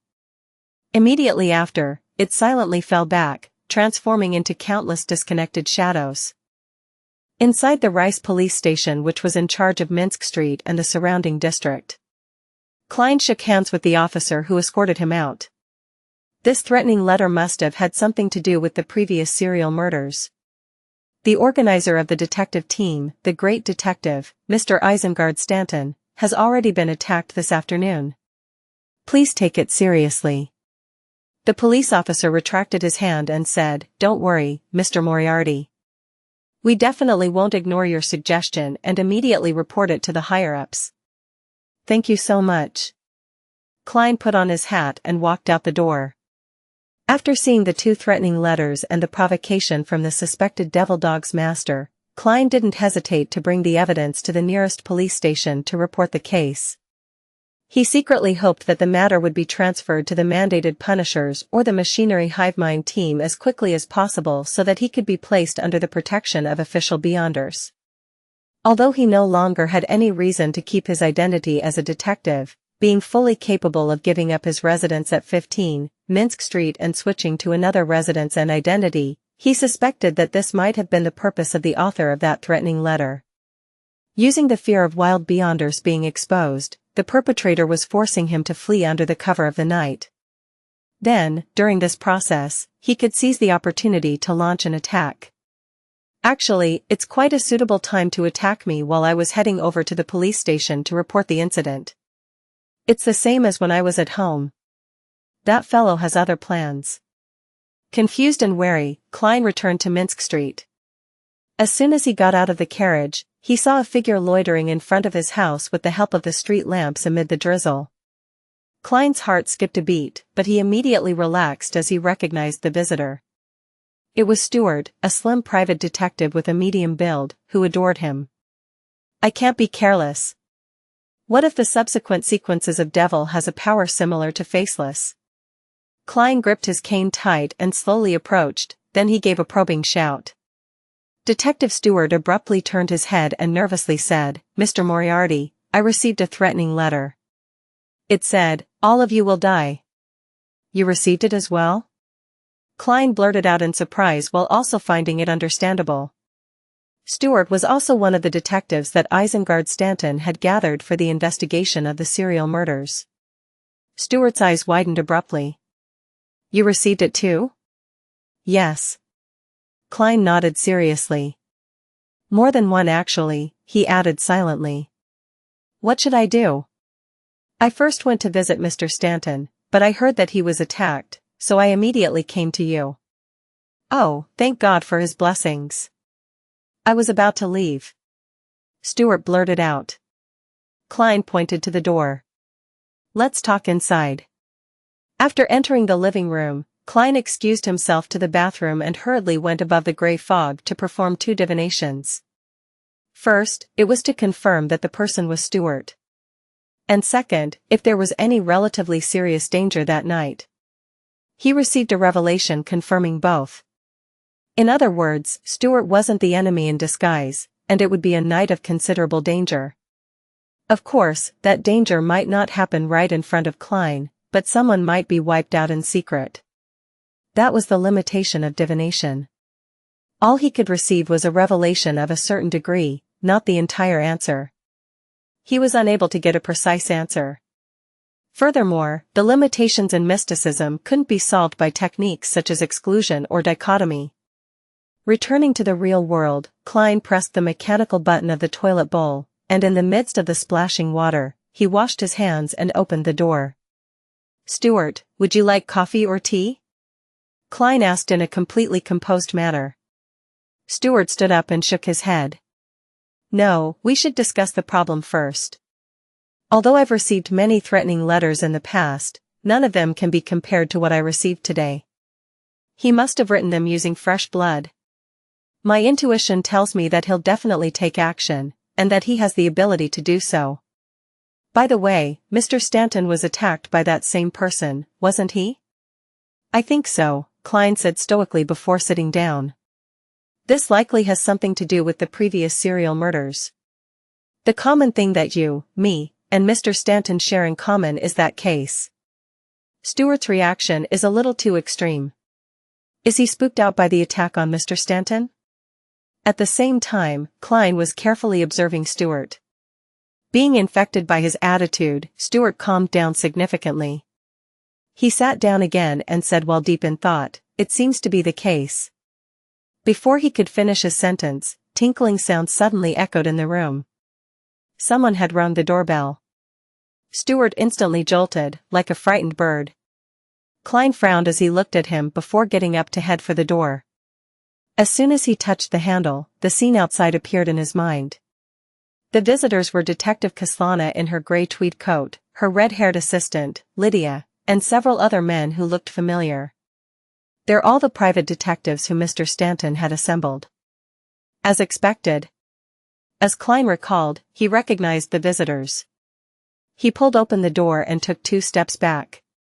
With bushy eyebrows and slightly drooping cheeks, Kaslana looked at Klein and Stewart who was behind him. Without exchanging pleasantries, she bluntly said, "We've all received the same threatening letter, so I believe you guys did too, right?" "Yes," Klein replied solemnly. Kaslana didn't shy away from exhaling a breath of white mist. "We were all assembled by Mr. Stanton to participate in the investigation of the serial murders. That's the only thing we have in common." I think so too. Klein pointed inside his house. Let's talk inside.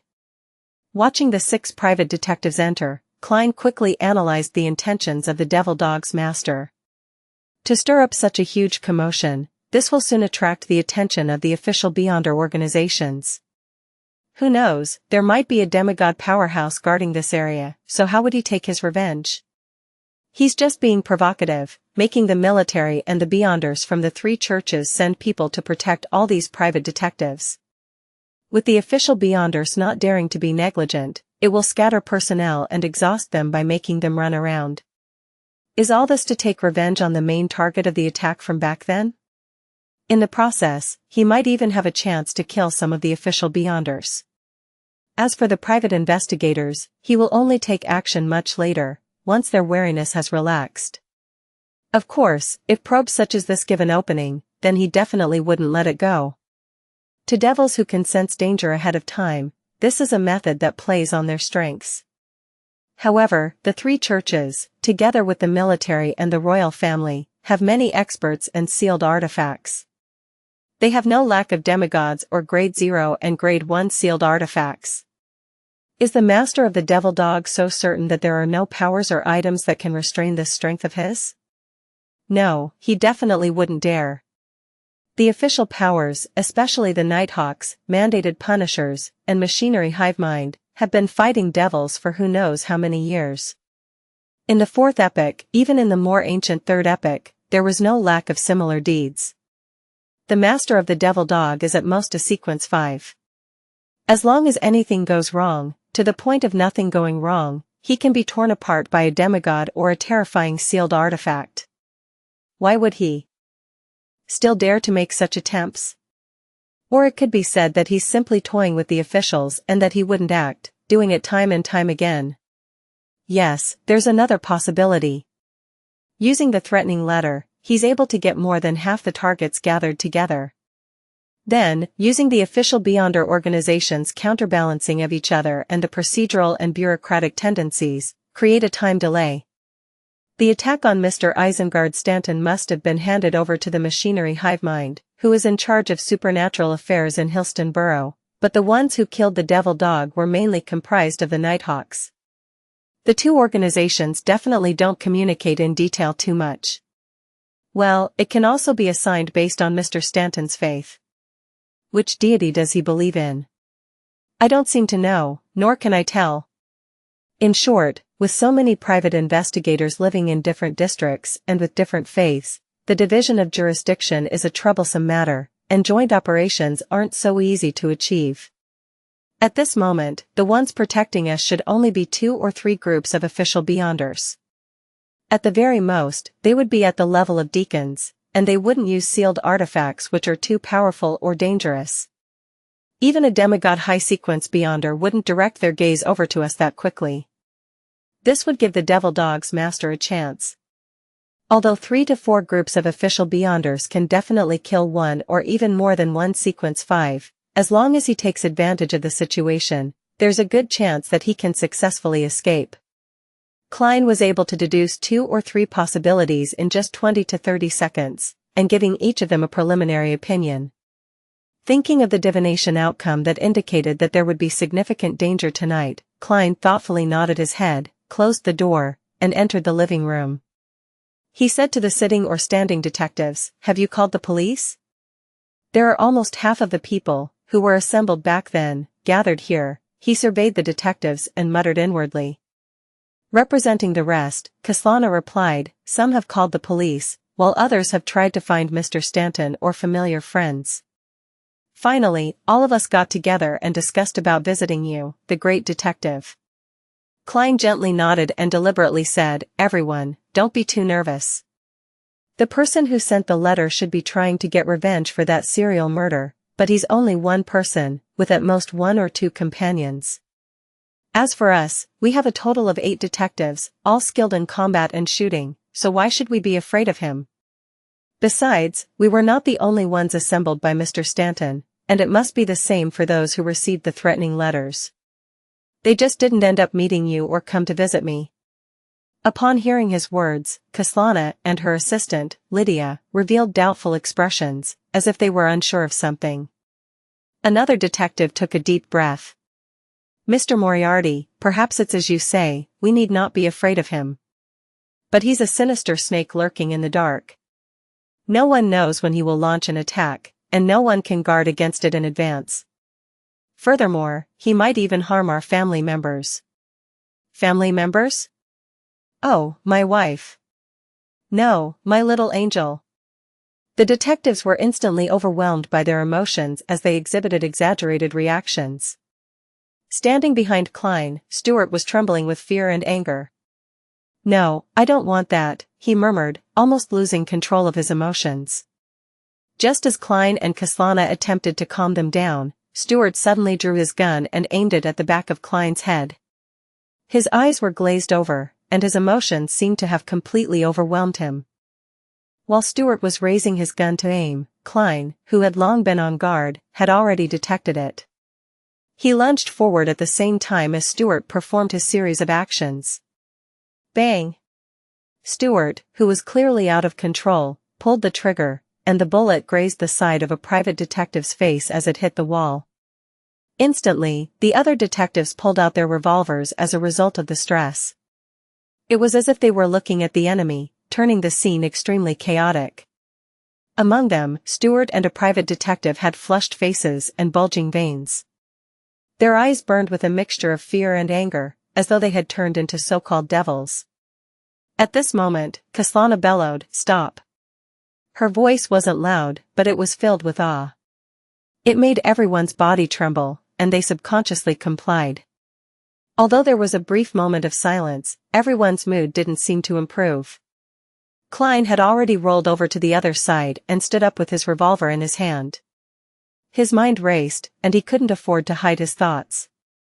He planned to rely on his hallucination ability to calm down the few visitors. Suddenly, the doorbell rang. Ding dong, ding dong. A few of the private detectives suddenly became alert, and their eyes revealed a hint of lucidity.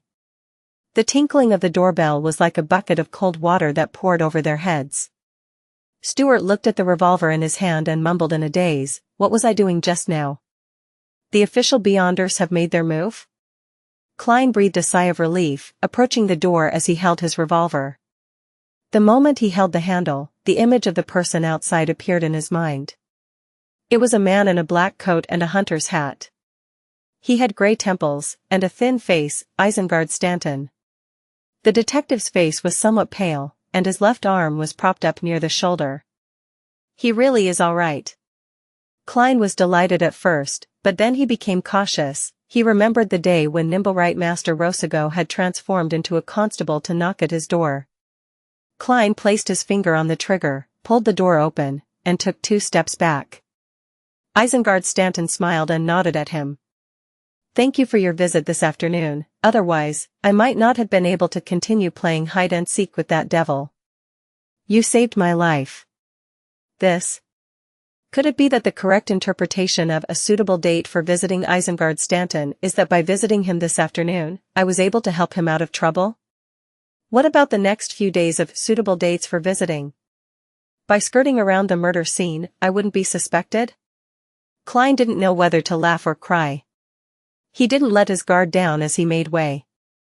What exactly happened? We'll talk later. Isengard suddenly lowered his voice and laughed. Do you wish to discuss the subject of Beyonders in front of Stuart and the others?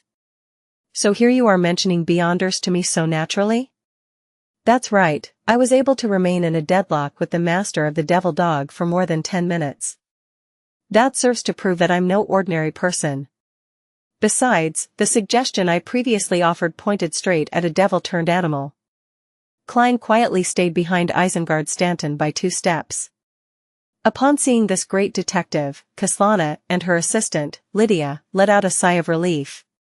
Stuart and the other private detectives also showed a look of relief. Are you all right, Mr. Stanton? They asked.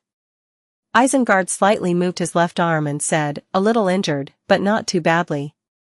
Okay. Everyone, don't be nervous. This will be over soon. The police are waiting for that bastard in the darkness nearby. Is it because of the serial murders? Have you locked onto the suspect? Will he hurt the innocent? The private detectives asked frantically. Isengard pressed his right palm down. Don't worry, I'll tell you in detail in the time to come, but before that, I need to find out a few things from Sherlock and Kaslana. We'll head to the activity room for a few minutes. His accumulated prestige made the detectives sit down without rebutting. Although they were still worried, they no longer had the problem of fretting or suddenly losing control of their emotions. After entering the activity room and closing the wooden door, Klein took a look at the enclosed room and suddenly thought of something. This kind of environment is very suitable for using items like the biological poison bottle. Ahem. Klein cleared his throat, walked across the room, and opened the window. He still didn't relax his wariness against Isengard Stanton, nor did he believe that Kaslana was absolutely trustworthy. Isengard looked around, directly taking Klein's reclining chair before chuckling. Being old, I still like to sit like this. Sitting on a single sofa, Klein asked again, Mr. Stanton, what exactly happened? Isengard looked at Kaslana, who was standing behind a coffee table, and said, we're all Beyonders, so I won't explain stuff pertaining to general knowledge. Beyonders?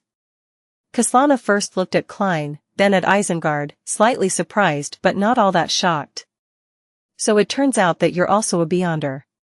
Why were you stumped by a weak ghost back then and unable to even discover the problem? Yes, perhaps she's from a sequence that isn't good at dealing with shadows or wraiths. Klein responded to her gaze. Isengard smiled and said, I once went to the Lenberg for 4 years of studies, where I came into contact with the Beyonder world and became a believer of the god of knowledge and wisdom. After returning to Backland, I gradually established a good relationship with the military, the Church of the Evernight Goddess, and the Church of the God of Steam and Machinery, but I didn't dare to reveal my true identity, because the mandated punishers would definitely eliminate me as a cult's heretic. On this matter, the other official organizations wouldn't help me directly, because that would be equivalent to starting a war with the Church of the Lord of Storms. As expected of the Tyrant's Church. Tyrant? Klein asked in passing. Isengard took out his pipe, but only sniffed the tobacco. This is what our church internally calls the Lord of the Storms. All right. Let me first return to what happened today. The person who attacked me and delivered threatening letters to you is the master of the serial murderer from before.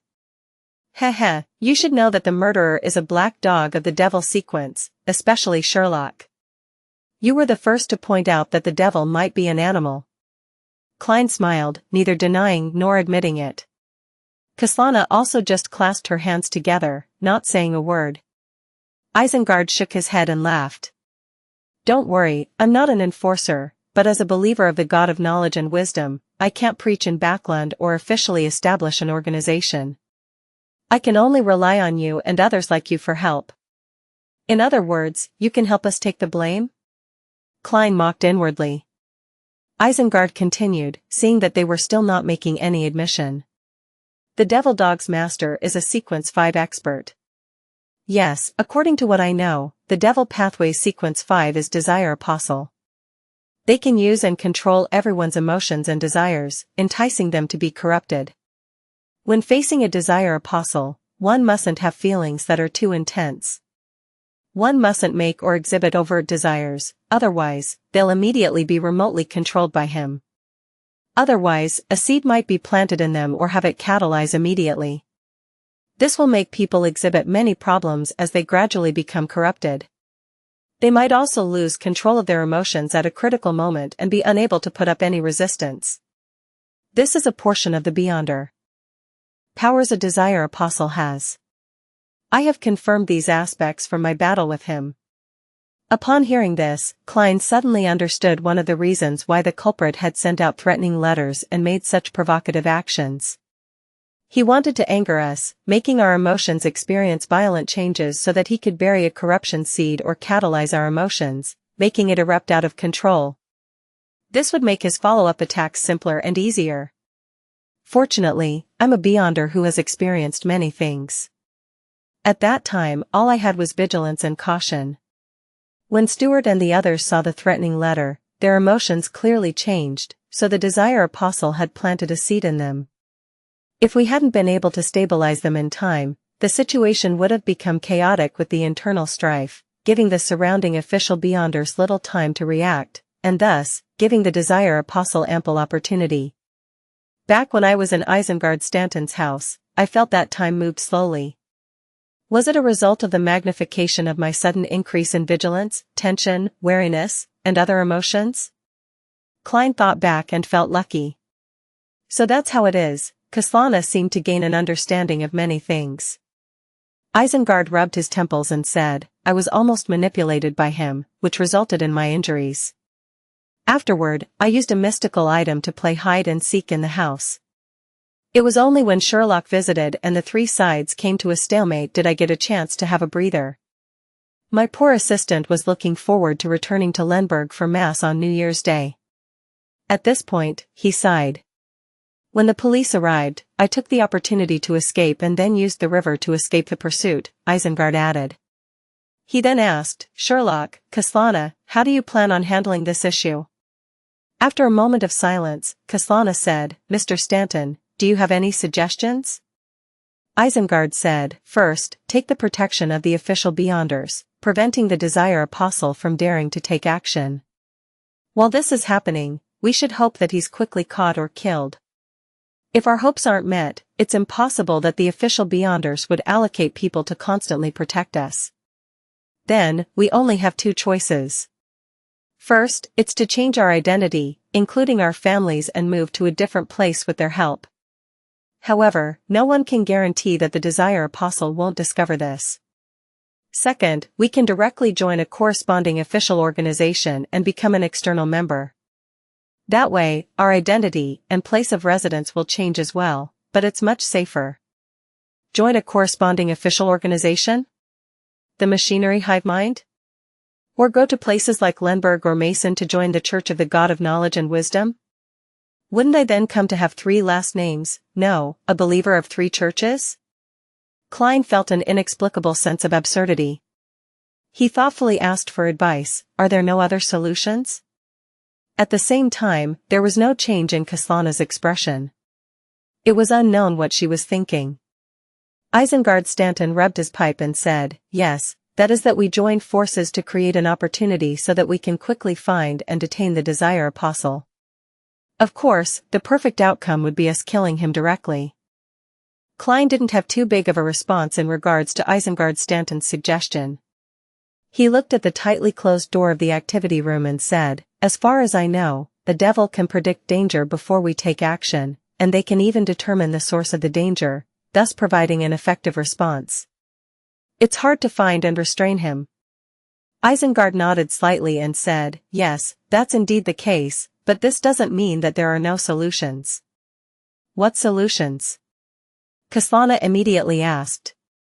Isengard smiled and said, I fought him head-on and witnessed his beyonder powers of predicting danger, so I have a rough idea of its strengths and weaknesses. A devil can indeed detect danger before it happens, and it can be done so for quite a significant period of time prior to the danger. As long as we make any plans and take decisive action that targets him, he would receive the corresponding premonition. Of course, it has to be something that can really harm him. No, the truth is that the strengths and weaknesses of different types of devils are different. Some of them might only be capable of detecting danger 10 to 20 minutes in advance. Klein silently retorted, but he didn't say it out loud. Isengard continued, the flaw of premonition powers is that it can only detect the person and location of the danger, but it doesn't know the specific details. This gives us an opportunity to take advantage of it. What opportunity?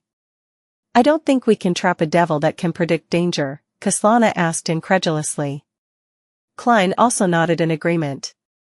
Of course, I can use the gray fog to deceive the Desire Apostle, making him unable to detect danger ahead of time. But the problem is, how can I expose the secret of the gray fog in front of others? Klein silently added a few words. Isengard chuckled. It's true that it won't work normally, but the Beyonder world is full of incredible things. I'm a Sequence 7 knowledge keeper of the reader pathway, also known as detective. By honestly telling you this, it's a way of showing my sincerity in cooperating. In this situation, I think honesty is more important than anything else. Only sequence 7? How could a sequence 7 escape from a desire apostle? It seems like Mr. Stanton has a powerful mystical item. Enlightened, Klein shifted in his seat. Does a knowledge keeper have the ability to suppress a devil's premonition powers? Kaslana asked with her body leaning forward. No, Isengard said with a laugh. However, I have a ring. It originates from a sequence 6 rampager of the reader pathway. It allows me to differentiate, recognize, remember, and mimic all the Beyonder powers I've seen before. Of course, against more powerful Beyonder powers, the chance of failure is higher. Haha, there is a maxim in our church, omniscience means omnipotence. Why does it sound so familiar? Furthermore, the description of the item. Klein was about to run through his memories when he saw Isengard Stanton take out a gorgeous ring. The ring was inlaid with many small diamonds. Together, they surrounded a beautiful emerald green gem that looked like a human eye. Just by looking at this ring, Klein felt dizzy, as if he had overworked his mind. Isn't this sealed artifact 2-081? Isengard Stanton is old Mr. Eye of Wisdom? Klein looked up in surprise at the detective sitting in the reclining chair. That ring was the sealed artifact 2-081 which Eye of Wisdom had flaunted to him previously and had used several times in the Beyonder gathering. Eye of Wisdom. This code name does sound like it's related to the Church of the God of Knowledge and Wisdom. Klein, using his clown's ability to control his expression as he looked quietly at Isengard Stanton. In the end, he found that some of the outlines of the great detective did match Eye of Wisdom, but there were many details which were highly different. His ability to disguise himself is very impressive. Was it done with the help of 2-081? Klein made a rough judgment. At this moment, he suddenly thought of a scene. If Mr. Stanton says, let all of us work together to resist the desire apostle, and the most important thing is honesty.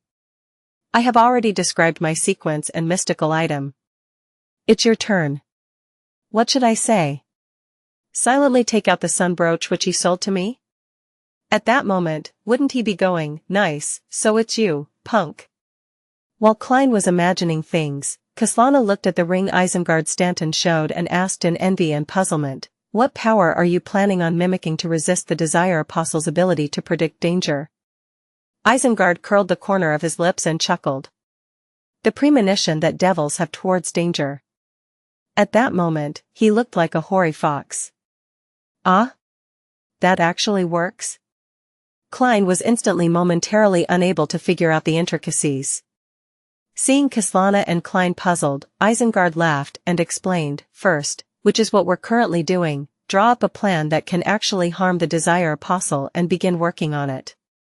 Second, the desire apostle will sense the danger and know that the danger comes from us and that it stems from this place. Third, as a devil, without any advanced preparations, there are certain things that are instinctual to him that he cannot change. His first reaction is definitely to kill us or to exact revenge on us, and there will be certain changes to his body, after which he will consider whether the current situation is suitable for a counterattack or not, and whether he should choose to stay away from us.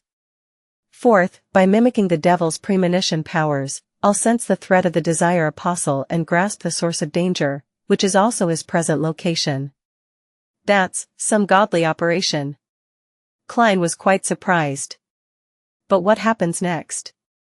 The desire apostle would run away as soon as he realizes that something is wrong. We won't even have time to chase after him. Doubts immediately arose in him. Isengard looked at the two of them and smiled. According to my deductions, he must be hiding in our surroundings right now. No matter how good he is at remotely controlling the emotions of others, there must be a distance limit. And just now, he had led Stuart and the others to lose control of their emotions. After I escaped his pursuit, the reason why it took me so long to appear here was because I was discussing a plan with the Nighthawks, Machinery Hivemind, and the military. They will each send 2 to 3 squads who are in charge of monitoring the nearby districts. These districts all have their code names.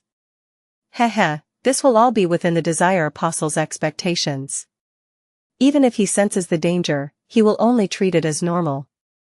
As soon as I confirm his location, I will inform the official Beyonders, and they will rapidly seal off the corresponding areas and close in on him. But herein lies the problem. How are we to inform the official Beyonders? If we're unable to accomplish this within seconds, the Desire Apostle will escape. Of course, he might have fled when what he just did had failed, Klein said, in thought. If that's the case, we would be out of solutions as well. There's no plan that's absolutely perfect. We can only wait for a particular sealed artifact's activation process to complete.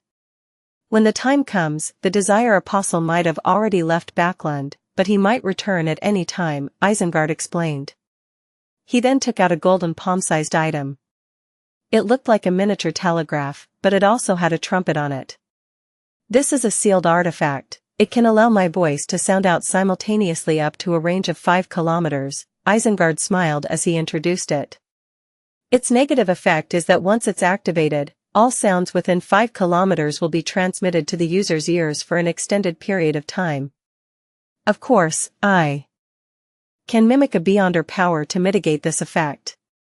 After listening carefully, Kaslana frowned slightly. Since there are official Beyonders involved, there doesn't seem to be any need for our cooperation? Isengard carefully put on sealed artifact 2-081 and earnestly said, in order to not alarm the Desire Apostle ahead of time, there's a void of power in the nearby district. If the target is really here, the three of us need to help each other to retain him as best as we can. I have no problem. Klein pondered for a moment before agreeing. Kaslana also nodded and said, Mr. Stanton, there's no need for you to explain so much. After all, we'll cooperate for our own sake. Haha, an explanation is part of the plan, and an agreement means that the operation is about to begin. Isengard half closed his eyes. The emerald green gem on the ring of his right hand began to glow with a dark blue light.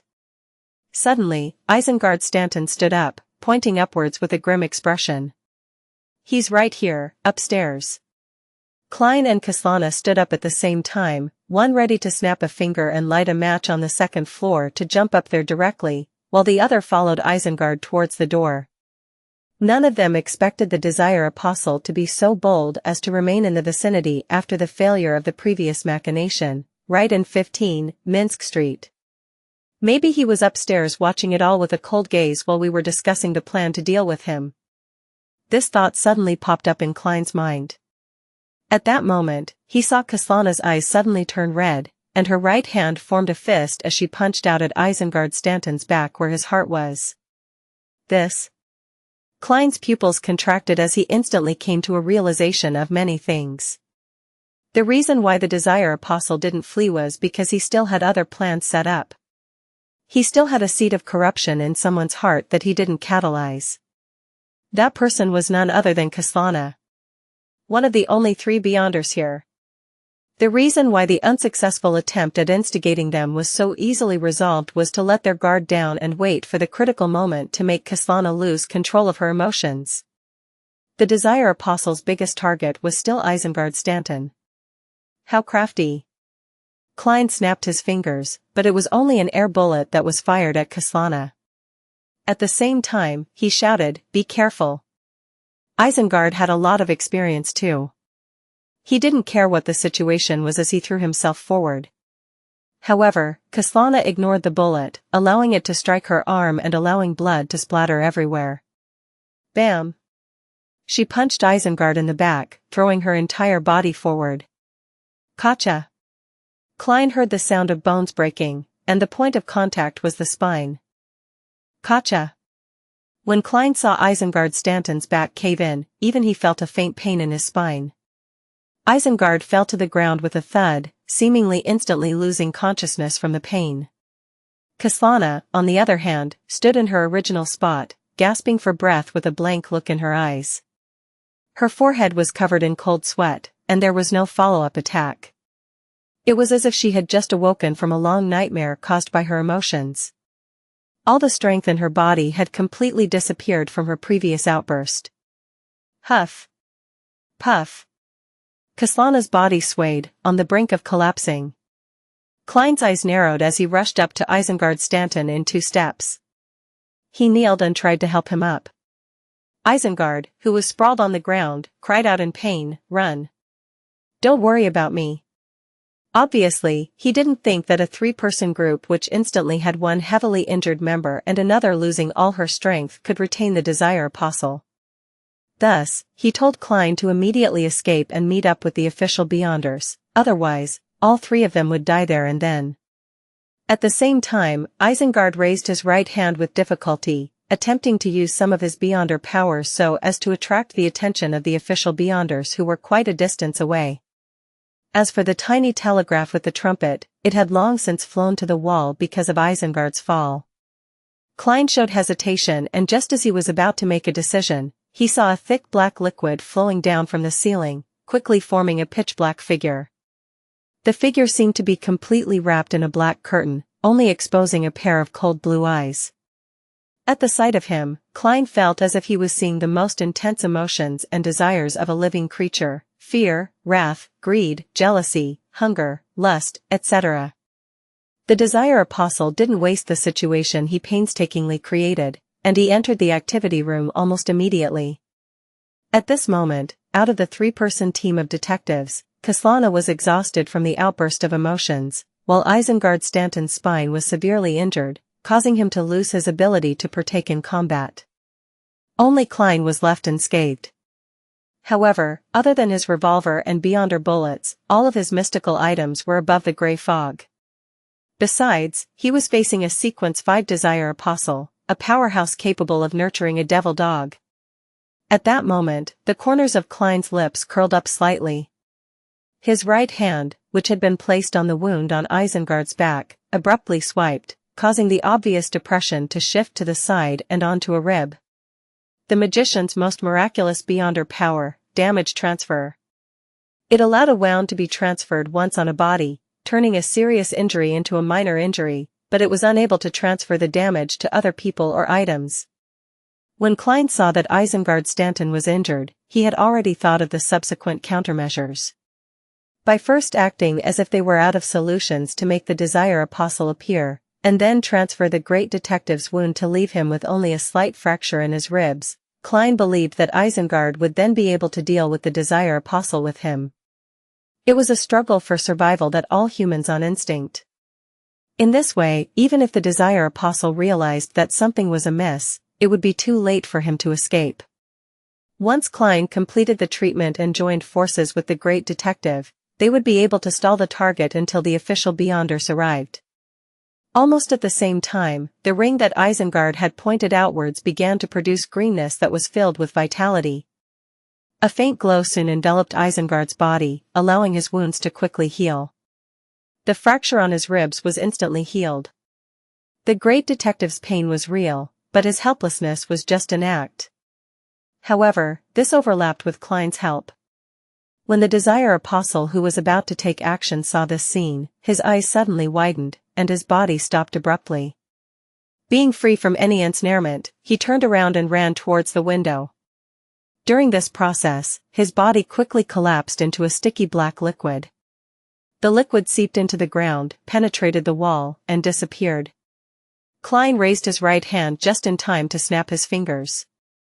The air bullet went through the open window and shot outside, sending sparks flying everywhere. However, the Desire Apostle had completely disappeared. He ran really fast, without any hesitation at all. Are you a devil or not?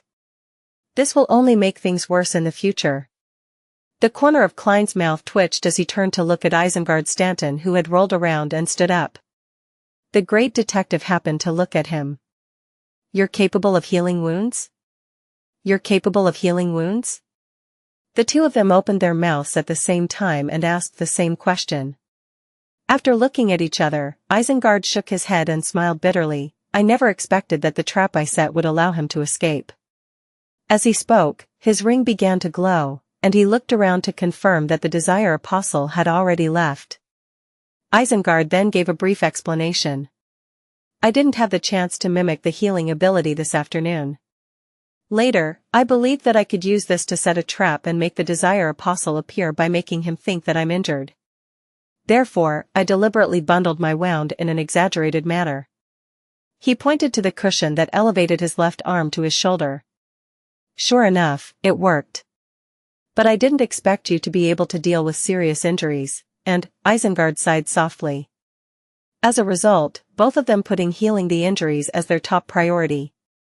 No one held back the Desire Apostle, so the moment he realized that something was wrong, he immediately fled.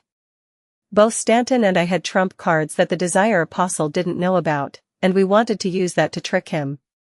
Who knew that we would cancel each other out and allow him to flee? Is this the so-called two rights make a wrong? Klein helplessly laughed. This is because we don't know each other well enough, and we didn't have good teamwork. No, it's my fault, Isengard said sincerely.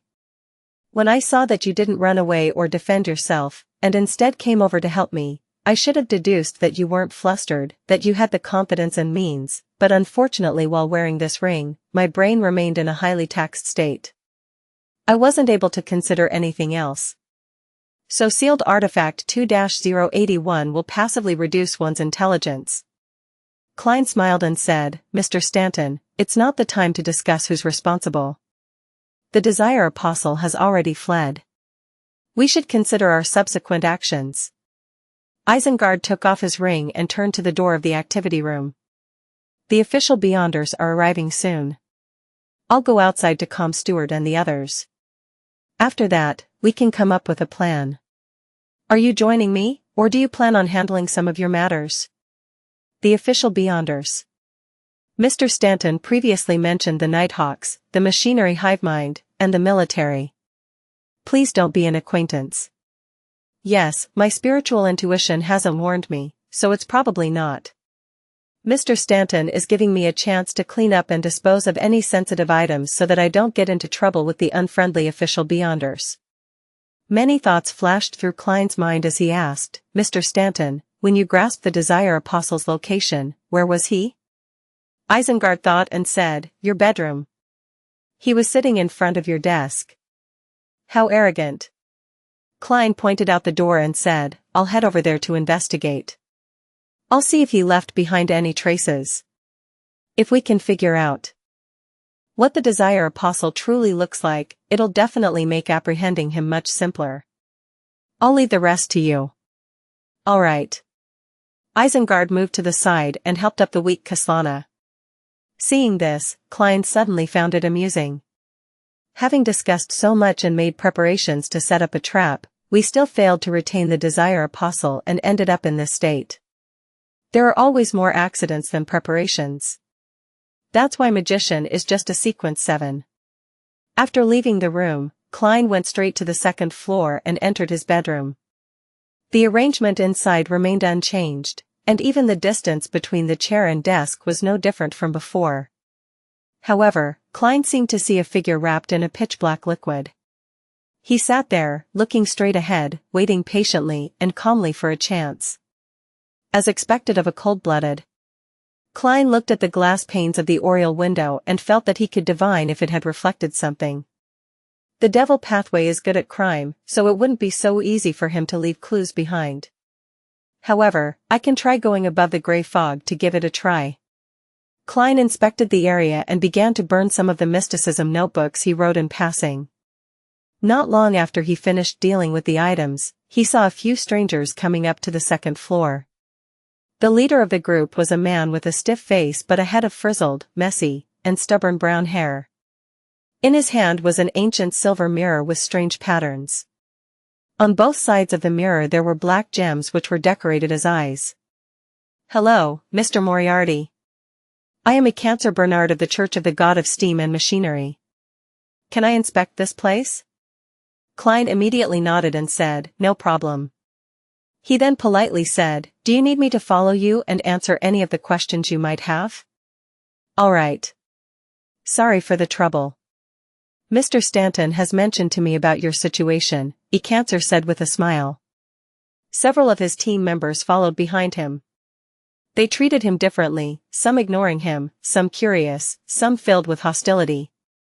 My situation? How exactly did Mr. Stanton introduce me and what story did he make up? As his thoughts raced, Klein followed a cancer into the bedroom again, while the rest of the official Beyonders paired up, each responsible for a different zone on the second floor. This is where the Desire Apostle sat? A cancer pointed at the chair in front of the desk. He had clearly asked Isengard Stanton. Yes, Klein answered frankly. Without another word, a cancer raised the silver mirror and stroked its surface 3 times with his right hand. After a short pause, he said in a deep voice, Honorable Arrodes, my question is, what did the devil who was previously sitting here look like? The lights around them suddenly turned dark, as if enshrouded by mist after a rainstorm. A strange aqueous glint appeared on the surface of the silver mirror, forming a scene. A man covered in a sticky black liquid sat on a chair with his back to the window while he faced the bed. Immediately after, the scene changed. The mirror in the corner vaguely reflected the dark shadow side profile, which was similarly covered by the pitch blackness. But he could vaguely make out an outline. The Desire Apostle had very high cheekbones and a pair of cold-looking blue eyes. Seeing the scene in the silver mirror, Klein revealed a pensive expression. This mirror is very powerful, and it even has its own name. It seems to be a living sealed artifact. Such items might not be too harmful, but the difficulty of sealing it is very high. It's seldom used except for special situations. This person named a Cancer Bernard from the machinery hive mind seems to be highly ranked. He should be a deacon, and definitely not a simple one at that. Divination is limited, so the outcome would almost be the same as the result shown by the silver mirror. Even if I were to go above the gray fog, I wouldn't obtain a better result. There's no way to determine the Desire Apostle's appearance. There are countless people in Backland with high cheekbones and blue eyes. As Klein was in the midst of his thoughts, the scene produced by the silver mirror quickly dispersed. Following that, words in blood red appeared. Based on the principle of reciprocity, it's my turn to ask the question. If you lie or are unable to answer, you will have to accept an arranged mission by me or suffer a penalty. Klein pricked up his brows when he saw that. Is this some truth or dare mirror? Interesting. The words, which resembled dripping blood, slowly changed into new characters, forming a new sentence. What is Red Light's true name? Red Light? One of the leaders of the Great White Brotherhood? One of the 7 pure lights above the spirit world? Klein thought through it carefully and realized he didn't know the answer. He only knew of Yellow Light, Benethan. A cancer's throat bobbed up and down as sweat gradually appeared on his forehead. After a brief moment of silence, he said in a deep voice, Nanides. Wrong. The blood-red words on the mirror changed again. Mission or penalty? There was an obvious struggle on a cancer's face. Finally, he breathed out and said, penalty. Just as he finished speaking, a streak of silver-white lightning appeared out of nowhere and struck his head. With sizzling sounds, Cancer's hair stood on their ends, and his body collapsed with a thud. Small amounts of black smoke billowed from his body. However, the mirror didn't fall to the ground with him. Instead, it floated by itself and landed on the desk. After 2 seconds, Cancer staggered to his feet and sat there, panting while shaking. Klein looked at everything in silence, unsure of how to react.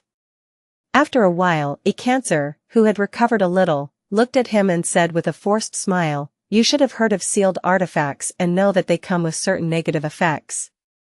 Yes. Klein looked at the standing hair on Cancer's head and suddenly understood why his hairstyle was so frizzled, messy, and stubborn. Klein couldn't help but say, Actually, you could do the questioning alone. There's no need for you to do it in front of me. Phew, the requirement of using this mirror is that there must be someone watching by the side. Cancer was still trembling. It's so sentient. Klein took 2 steps forward and came to the table. He carefully looked at the silver mirror out of curiosity and found that, apart from the strange patterns and 2 decorative eyes, there was nothing special about the sealed artifact. Cancer, whose side was facing him, trembled as he chuckled. You can pose questions to him. We don't mind. No, I don't have any intention to. How could Klein play truth or dare with something like an Ouija board? As he spoke, he tried to touch the edge of the silver mirror. It's ice cold to the touch and has a metallic feeling. As Klein had this thought, he saw the ancient silver mirror tremble slightly. White words quickly appeared on it, "Your loyal and humble servant, Arrodes, at your service." Ah? Klein's mind momentarily went blank. Then, he left the table without any change in expression. What's going on? This mirror was still playing truth or dare with others in a very cold and ruthless manner just a moment ago. How did it become like this in the blink of an eye? Klein was amused and puzzled. He quickly made a guess based on the information he had gathered. The silver mirror knows red light's true name, so it seems to be related to the spirit world to a certain extent. And the mysterious space above the gray fog seems to be connected to the spirit world as well. At the very least, when I summon myself, I will be able to see what appears to be the spirit world after passing through the door. Is this mirror named Arrodes able to sense the aura of the gray fog? While these thoughts were flashing through his mind, Klein saw that a cancer had recovered and stood up once again. He grabbed the ancient silver mirror while the other two members in the room also stopped pretending that they hadn't seen anything while they were aimlessly searching the room. After a series of inspections, Klein bade a cancer and company farewell and found Isengard Stanton, who had returned to the activity room. "What do we do next?" he asked directly. Isengard replied with a solemn expression. "Let's have Stuart and the others have their families move in together. It will make it easier to protect them. However, this can only be a short-term solution. You and I, as well as Kaslana, will act normally and receive secret protection. Let's hope the Desire Apostle can be found as soon as possible. You're a believer of the god of steam and machinery, right?" "Yes," Klein replied as he drew a triangular sacred emblem on his chest. At the same time, he lamented a little. "For the foreseeable future, I can only go above the gray fog while inside the bathroom." In Empress Borough, the opulent villa of Earl Hall. Audrey glanced at the elegantly shaped wall clock and slowly sat down in front of the dressing table despite her nervousness and excitement. She was heading to the home of her psychology teacher, Escalante, and take the key step of becoming an official member of the Psychology Alchemists. Before doing so, she needed to time herself well before praying to Mr. Fool for his help. "I should be able to see the angel this time, right?" Audrey thought with anticipation. After a few seconds of silence, she clasped her hands together in front of her mouth and nose and softly chanted the honorific name of the Fool. In 15, Minsk Street, Klein was standing in the living room, looking at the scene which had finally turned quiet as he sighed. To him, the Desire Apostle only meant danger, but to Stuart and the others, it was a change in their lives. "I hope it can be settled as soon as possible. With so many Beyonders with so many sealed artifacts, there must be something effective against the devil pathway." In the midst of his thoughts, Klein suddenly heard a series of illusory pleas. "It should be Miss Justice." Having been prepared, he looked around before walking to the bathroom as if nothing had happened. After locking the bathroom door, he couldn't help but sigh inwardly. "My life has also changed a little." Before the threat of the Desire Apostle was eliminated, he had to reduce the times he went above the gray fog while being secretly protected by the machinery hive mind. Next week, during the Tarot Club, the itinerary must be simplified. However, no matter how compressed it is, it'll still take nearly 10 minutes.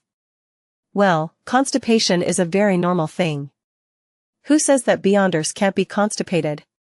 Being optimistic, Klein took 4 steps counterclockwise and went above the gray fog.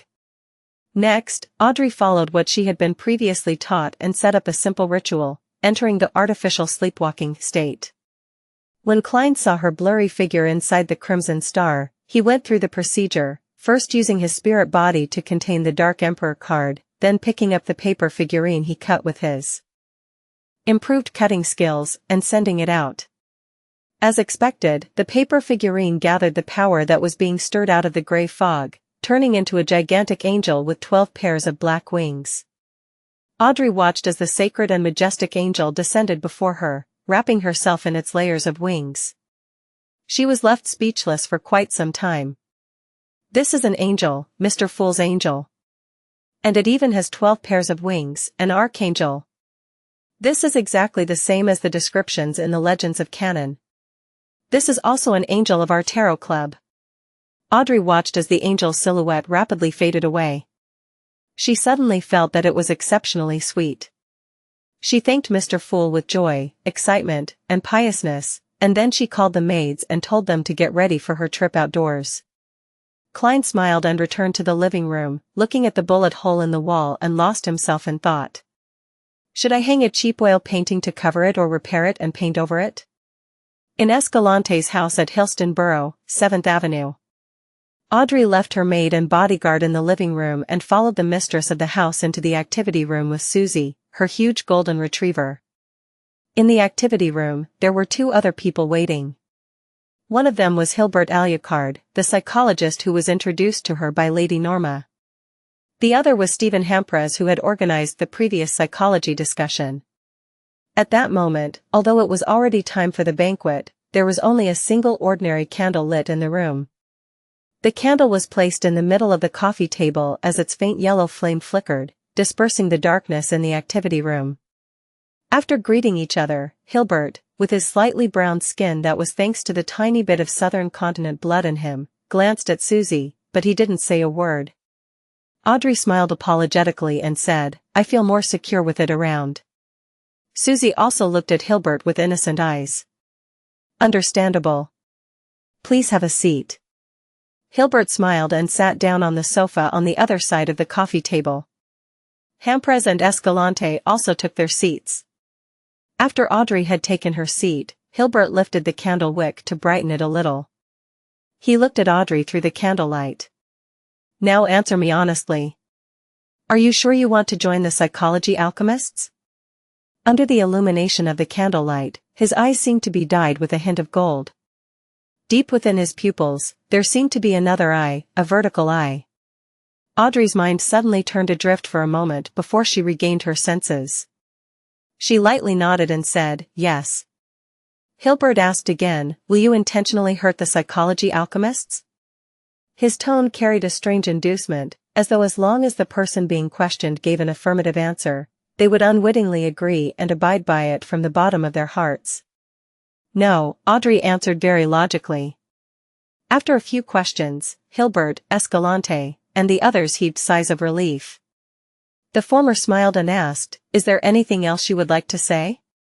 Audrey hesitated for a moment and then displayed her sincerity. "I once purchased the spectator formula at a Beyonder gathering. I am already a spectator. That Beyonder gathering is called the Tarot Gathering." Audrey thought to herself proudly. Audrey knew that her mind and psyche were being influenced by some kind of Beyonder power. It was only because of the angel's blessing provided by Mr. Fool that she was able to miraculously be immune to that state. Therefore, she decided to set certain things in motion, using small secrets to stun her counterparts, so as to hide the more crucial matters, in return for obtaining greater trust. The reason why she was doing this wasn't because she didn't believe in the angel, but because she felt that she could observe her counterparty just like how they were observing her. Although she had always hidden herself in the dark and pretended to not be considered a Beyonder, performing in a way which would not arouse suspicion, she was still more willing to take the members of the psychology alchemists seriously. After all, they were professionals, and she could only be considered a dabbler in the Beyonder circle. She lacked the experience and wasn't flexible enough. It was very possible that she would expose certain problems from things she had yet to realize. In that case, she might as well take this opportunity to confess and completely dispel some of the doubts of the psychology alchemists' members. She had called the descent of the angel and its envelopment of her with its wings as a blessing. Upon hearing Audrey's reply, both Escalante and Hampres showed a brief look of surprise. For a moment, they even doubted their own powers. As for Hilbert, he curled the corners of his lips into a faint smile, showing no abnormal reaction. He nodded in satisfaction and gently said, "Your honesty is admirable." "Anything else?" Audrey pretended to be in a trance as she shook her head. "There isn't anything else." Hilbert thought for a moment before asking a few more questions. "Which Beyonder gathering did you buy the spectator formula from? Who did you buy it from? Where did you get the ingredients for concocting the potion?" Audrey's eyes darted around slightly as she showed an expression of recalling. I have to keep the Beyonder gathering a secret. I was unable to see what the person who sold me the spectator formula looks like. But from the way he speaks, I could determine that he was a believer of the Lord of Storms. Upon hearing that, Hilbert nodded slightly, as though he recalled something. Audrey continued, my spectator potion ingredients were mainly found from my family's vault. The rest were exchanged from my few friends. 2 spectator potions, she added silently. Most of them were found from her family's vault. Hilbert, Escalante, and Hamprez ruminated over the words, momentarily at a loss for words. After a few seconds, Hilbert nodded to Escalante and Hamprez, indicating that he found everything all right. After receiving the same reply from the rest, the gold tinge in his eyes faded, and the vertical pupil in his eyes faded rapidly. Hilbert touched the wick of the candle again, causing the flame to flicker. In that instance of alternating light and darkness, Audrey discovered that the strange power that affected her had suddenly disappeared. She controlled her adrift expression and switched to an appearance of doubt and inquiry. I didn't expect you to already be a spectator. Hilbert chuckled. Huh? Audrey showed her surprise and panic at the right moment. Knowing what kind of emotional reaction to show in the appropriate situation and knowing, in detail, what kind of expression and body language to react with was the basic skill of a telepathist. Hilbert smiled and said, there's no need to be nervous. We don't mind. That was the last of our tests. Congratulations, you have passed all the tests. Now, you're an official member of our psychology alchemists. All right then, Audrey hesitated, then she smiled. It felt like a dream. She then stood up, lifted the edges of her skirt, and bowed at Hilbert and the others. She then said with a faint smile, we are now companions. Escalante and the others immediately stood up and bowed to the beautiful girl of noble status who was so polite to them. After the two sat back down, Hilbert organized his words and said, Miss Audrey, I'm going to formally explain to you about the situation of the psychology alchemists. All right, Audrey said with a smile. Just call me by my name. Hilbert nodded. Leaning back, he crossed his right leg and clasped his hands. The original Psychology Alchemists was just a seminar for enthusiasts who all believed that the mind has limitless power and infinite wonders. Later on, this seminar obtained a treasure map and found the relics left behind by Hermes. Hermes of the Hermes language? Audrey asked in excitement. Yes, he was one of the earliest masters of mysticism from the human race, and the language of ancient Hermes that he created resonated with the power of nature. He was active during the Dark Second Epoch. Back then, humans were only the servants and slaves of giants, Hilbert said with utmost reverence. He let out a soft sigh. The original members of the Psychology Alchemists found a lot of things from the ruins. They discovered that Hermes was a mysticism master in the field of the mind. His research target was the dragons that ruled the sky during the Second Epoch. To be precise, the dragons of the mind. The information he left behind shows that mind dragons have advanced far into this field and have achieved the same level of achievement as deities. I know. The dragon of imagination Ankwelt was an ancient god. Audrey thought quite complacently.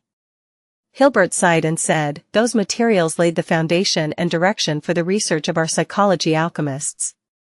We believe that the mind has many secrets and that every one of them is hidden somewhere deep and difficult to grasp. Forgive me for using the adjective deep, which seems to be the most appropriate term to me. The slightest mistake in the study of those secrets would cause irreversible harm to the body. Audrey, you have to remember that matters in this aspect needs to be done carefully. After Audrey nodded, he continued. If we can unravel the secrets of the mind, then we can, on the one hand, unearth the power hidden deep in one's consciousness, and accomplish many miraculous deeds, and on the other hand, we can influence or even control the minds of others. After reaching this level, what lies ahead is the sea of gathered collective subconsciousness, which is the place we look forward to the most. Of course, the description of a collective subconsciousness isn't accurate enough. I prefer to call it the mind world of all living beings. It has a veiled and miraculous connection to the spirit world. If one can master this mind world, what kind of beyonder powers would we obtain? Audrey showed her curiosity at the right moment and her lack of knowledge in this area. Hilbert smiled and said, "You should have noticed some of the wonderful phenomena in the real world. When we wish to receive something, it will happen to appear. When we want to visit a friend, they will happen to knock on the door. And when we desire something to happen, it begins at that exact moment. You might say it's a coincidence, but sometimes there are too many coincidences. Our research shows that many of these coincidences are caused by an unconscious, magical influence of the mind. When you master the mind world, which is also the sea that gathers the collective subconscious, then you will master coincidences, creating magical phenomena that make chance appearances as an echo of your mind. It will appear as you wish. This is too amazing." Audrey had heard the sun mention the Dragon of Nightmare before, but the description was far less detailed than Hilbert's. Hilbert chuckled and said, "At our level, it's better not to discuss such a deep and profound question. If we do, we'll easily lose ourselves. I'll continue introducing the psychology alchemists." The discovery of the ruins marked the establishment of the organization. The members at the beginning wanted to maintain a state of pure academic discussion, but they would always need help when encountering matters. Similarly, they lack items and research materials. That's why the psychology alchemists slowly became systematic and transformed into a real secret organization. However, compared to other secret organizations, our structure and relationships are still relatively loose. "That's what I like about it," Audrey expressed her opinion. Hilbert explained the main rules and regulations, before finally concluding, "When you reach a higher rank, you'll be able to meet the other members. I'll now give you the Sequence 8 Telepathist Potion." They did prepare a Telepathist potion as expected. Audrey was both glad and proud. After seeing the lustrous potion, she hesitated and said, "I wish to consume it after I get back." She still doesn't trust us, and she wishes to make confirmation. Hilbert read Audrey's thoughts and replied with a smile, "Okay. With your performance, drinking the Telepathist potion shouldn't be a problem." Audrey beamed and thanked him before asking a probing question, "Can you give me the potion formula to psychiatrist? I wish to seek out and gather the ingredients, ahead of time, so that I don't waste any time. When other people join the psychology alchemists, other than hoping to get a formula, don't they hope to apply for the corresponding beyonder ingredients? Who says it in such a carefree manner and talk about trying to gather them ahead of time?"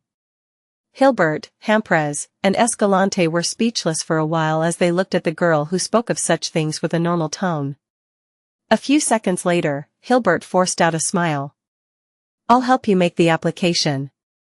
Normally, this would require contribution points, and contribution points come from the missions we assign you, the research contributions you make, and the new information and materials you gather." "Okay, I'll do my best," Audrey said briskly. She remained silent after leaving Escalante's house, but only until she entered her room and sent Annie and the others away did she turn to the huge golden retriever and smile. "Susie, we got your potion. It's a pity that the rainbow salamander that Alfred found for me couldn't be of use. It can only be exchanged for money." Audrey sighed emotively in her heart. Susie looked at the bottle containing the telepathist potion and wagged her tail cheerfully. Audrey had hung a pair of gold-rimmed glasses around her neck just for laughs. Hillston Borough. In Isengard Stanton's house. Klein had been invited to breakfast. Apart from him, Kaslana was invited as well. After eating a mouthful of the soft potato pie, Klein praised, "Mr. Stanton, your cooking skills are excellent." Isengard, who had gray hair at his temples, smiled and said, "It's a specialty of Lenberg." And to the beyonders of the Church of the God of Knowledge and Wisdom, being multi-talented is a common trait. Its sequence 6 is called polymath.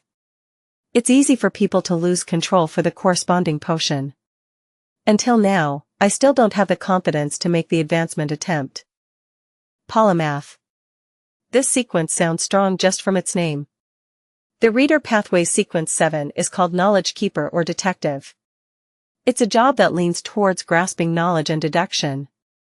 At most, it would be accompanied by decent combat techniques and the ability to use machinery, so it cannot be considered powerful. But at sequence 6, there seems to be a sudden qualitative change, especially more so in the field of Beyonder combat. From the looks of it, each Beyonder pathway has its own critical point below the high sequences, but it isn't fixed at a particular sequence. For example, the seer pathway's critical point is magician. Klein drank a mouthful of hot coffee and didn't try probing on the secrets to other sequences. Instead, he smiled and said, "Mr. Stanton, you seem to be quite relaxed. You're not nervous or worried at all." Isengard didn't answer immediately. He put down his knife and fork, took out his pipe, and said, "You don't mind, right?" "Actually, I do, but the pollution and smog in Backland is already so bad that a few more puffs of second-hand smoke won't make it any worse." Klein shook his head and smiled. "This aids in your thinking?" "More accurately, it's a habit that I have after breakfast every day." Done with his pipe, Isengard took a deep drag. As the smoke was exhaled, he sighed and said, "Fear, nervousness, and worry doesn't help us face the threat. In that case, why not take it a little easier? The brain will become more active because of this. My assistant easily got worried, which led to his fatal disaster." Sigh. Isengard glanced at Kaslana and continued, "Furthermore, our opponent is a desire apostle. We have to refrain from having intense emotions." Having said that, he chuckled. "Most importantly, we have no other means of locating the desire apostle. What do we do?" Kaslana put down the last piece of bacon and asked seriously. Isengard took a drag and said in a self-deprecating manner, "When discussing topics like this, I prefer reclining chairs. Apart from being able to sense danger, devils aren't good at divination or premonition. Therefore, if a desire apostle wishes to figure out the main revenge target, he would need to actively investigate and gather information. Otherwise, how would he know which group of private detectives had made considerable contributions to the serial murder? How was he able to precisely pinpoint you and me? In such a process, he definitely would have interacted with many people. Even in a disguise, he's bound to leave some clues. In addition to the rough image given by the machinery hive mind, this will form clues. Similarly, if he wants to attack me, then he has to find out where I live, what are my entry and exit patterns, as well as when I work or rest. He also needs to know if there are powerful official Beyonders protecting me. This requires a considerable observation period and corresponding inquiries, and similarly, this means interacting with others and certain locations. Heh, once there's an interaction, there will be clues. I like the maxim, wherever he steps, whatever he touches, whatever he leaves, even unconsciously, will serve as a silent witness against him. I know that sentence. It was said by Emperor Roselle. Klein smiled. Soon after, he felt a little despondent, because this was the second time he heard someone mention this maxim in this world. The last time it happened was when he was in Tingen. Kaslana, whose cheeks were drooping, sighed. As expected of a great detective. I never thought about such things. I admire your observation and reasoning skills. Isengard responded with a smile, everyone has their own areas of expertise. If it's just fighting, then I would be defeated by you again and again. Sherlock must have also thought of the things I just said. He also has outstanding observation and reasoning skills, and he's an outstanding detective. Actually, I felt a little ashamed when you were speaking so confidently earlier. Klein squeezed out a smile. No, you're a true detective, and I'm still a long way off. You really are a modest young man. Isengard sighed. He smiled and said, next up, we'll proceed by taking these points in mind. You'll have to use your own resources and information channels. Aside from the Tarot Club, a third of my resources and information channels in Backland are from you, my good old man. Klein forced a smile and replied, all right. Apart from the Beyonder gathering held by Eye of Wisdom, the only people he could seek help from were Merrick, Miss Sharon, Vampire Emlyn White, and Father Utravsky. With the machinery hive mind secretly protecting me, I'll have to eliminate Miss Sharon and Merrick. I can visit Emlyn the vampire as he's now a half-believer of Mother Earth, and is under the protection of Bishop Utrevsky. He wouldn't encounter any danger from the official Beyonders. Klein instantly decided on the direction to take. Kaslana remained silent for a few seconds before replying, "No problem." Klein wiped the remaining cream onto the last bit of toast, chewed, and swallowed it at a leisurely pace before asking, "Mr. Stanton, you previously mentioned the activation of a particular sealed artifact. Will it be able to help us deal with the Desire Apostle?" "Yes, it played a critical role in finding and surrounding the Devil Dog back then," Isengard replied frankly. "Its codename is 1-42. 1-42? A Grade 1 sealed artifact is highly dangerous and can only be used in limited ways. Even the Baklan diocese can only keep 1 or 2 items." A corresponding description flashed across Klein's mind, and he asked with great interest, "What is it? What abilities and negative effects does it have?" Isengard laughed and said, "That is a secret of the Church of the Evernight Goddess. I do not know, and I only know that it was originally not in Bakland. It was rushed here as an emergency because of the serial murders. It is said that it's a full-body armor which is silver in color with dark red blood stains. It once caused the destruction of a small city, and over 100,000 people died because of it." "Cursed armor?" Klein asked in return by giving it a name. Isengard spewed a mouthful of smoke and shook his head in seriousness. "Perhaps it isn't cursed.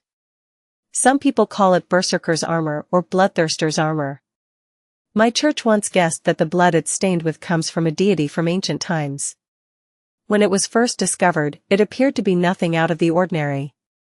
It was treated as a simple antique, sold and collected by others. But as time passed, those who came into contact with it died, one after another. It was an extremely terrifying death, nearly to the point of dismemberment, and after that, with it as the center, death spread outwards. There was no longer any need for contact, and as such, a small city was destroyed. This happened early in the 5th epoch. The Nighthawks were responsible for the aftermath. As expected of a Beyonder from the Church of the God of Knowledge and Wisdom. He knows enough history and Beyonder events." Klein secretly praised. Kaslana asked, sounding a little worried, "Will it bring us danger?"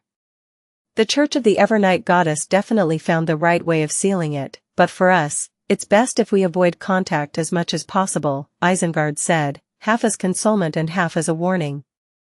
After breakfast, he and Klein went into the activity room where the fight had taken place. Kaslana first headed to the bathroom. Looking at her back, Klein thoughtfully said, "She seems to be a Beyonder from the Arbiter pathway? Your observation skills are indeed outstanding." Isengard sat down in the reclining chair. As Klein walked to the sofa, he whispered in confusion, "This pathway is strictly controlled by the royal family, the military, and the ancient nobles. Very few formulas and ingredients appear in the outside world." "Kaslana has such a background?" Isengard smiled and said, "Quite obviously. However, even to this point, she hasn't taken the initiative to mention the relevant matters.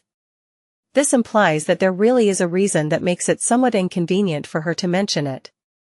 He looked at Klein with a smile in his eyes, as if to say, "Aren't you the same as well?" Klein laughed dryly and sat down. After a while, Kaslana came to the activity room and continued discussing the matter regarding the Desire Apostle with Klein and Isengard.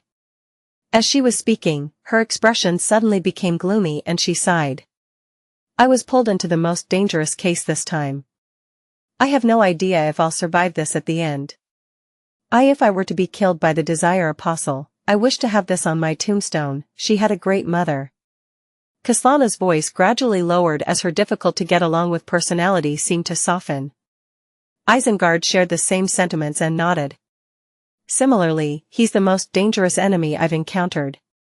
He then laughed and said, "If I die because of this, and both of you are still alive, would you be willing to help me deliver my remains to the Holy Temple of Knowledge in Lenberg? Stop raising death flags."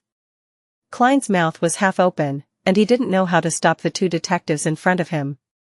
"No problem, but I hope this day will never come." He tried his best to dispel the thought. Isengard glanced at him and asked curiously, Sherlock, what about you? If you were killed by the Desire Apostle, what wish do you have that you hope others can fulfill for you? Revive me. Klein sighed and said, I hope that I can be buried in a cemetery with good scenery. It's best if my corpse is intact and is sprinkled with holy water and fresh flowers. The core meaning of his words was, do not cremate me. The three of them fell silent for a while until they heard the tinkling sound of the doorbell. The visitor was the deacon named Xianxia Bernard from the machinery hive mind. His hair was stubbornly squeezing out from the brim of his hat, giving his deep, masculine outline an indescribably messy feeling. This time, he wasn't holding the silver mirror named Arrodes. It was unknown where he had put it. If I have a chance, I wouldn't mind using that magic mirror to see how my loyal and humble servant would react. Klein thought. Xianxia didn't enter. He stood there, looking at the detective trio. He then quickly said in a deep voice, there's a clue to the Desire Apostle. Westborough, 6 Edward Street. Xianxia Bernard pressed down on his black hat, pointed at the door behind the fountain, and said to Klein, Isengard, and Kaslana, we have reverse investigated the various information channels for any leaks of news or information. Combined with the outline of their side profile, as well as getting the help of the magic mirror, we managed to have a preliminary suspect. You obviously paused for a moment when you mentioned the magic mirror. I wonder what price you paid to get the answer you wanted. Klein sensed the problem in Xianxia's tone and felt a baffling hint of sympathy for him. It's the owner of this house? Kaslana returned with a question, sounding almost certain. Isengard Stanton looked around and said, as if pondering, you chose to inform us directly because you found another piece of evidence? Yes, the portrait of the house's owner proves some of it. He never takes photographs, Xianxia answered frankly. Besides, the people around here have seen a big black dog in the neighborhood many times in the past. This can basically prove that the suspect is that Desire Apostle. Having said this, Isengard couldn't help but laugh. Sorry, we were too anxious and didn't give you a chance to introduce the suspect.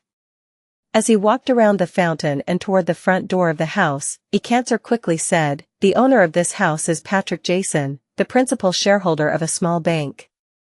According to the description from his neighbors, he's a cheerful, enthusiastic, and optimistic middle-aged man who has remained a bachelor, but it is believed that he had several mistresses. At this level of wealth, the number of servants he hires is utterly inadequate. Every time a banquet or ball is held, he would need to hire a batch of temporary attendants from the City Family Servant Assistants Association. In regards to this, his explanation is due to a problem of insomnia. Too many servants will affect the silence he needs. I can tell that he has many secrets which need hiding, so he doesn't dare to hire too many servants, Isengard said half-jokingly.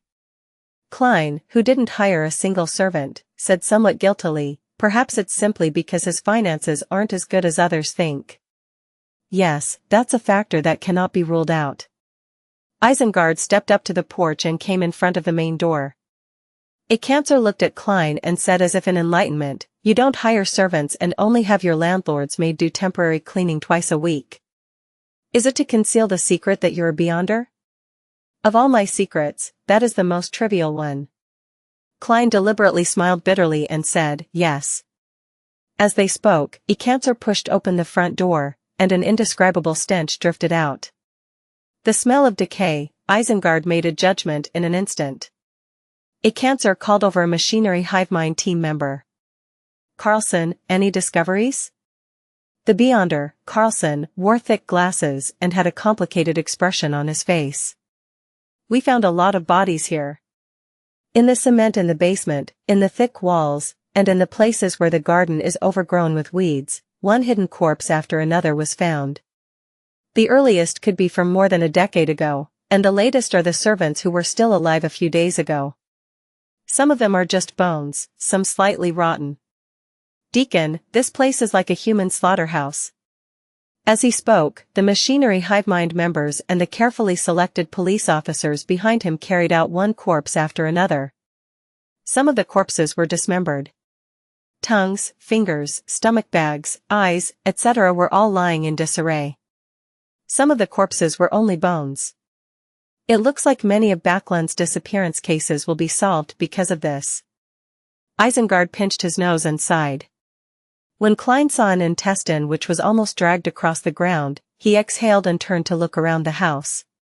Machinery Hivemind member, Carlson, muttered again. Jason paid his servants very high wages and gave them a lot of holidays. The servants living around him were all very envious. Jason's cook even promised his child that he would be home this week and take him to the circus to watch a performance.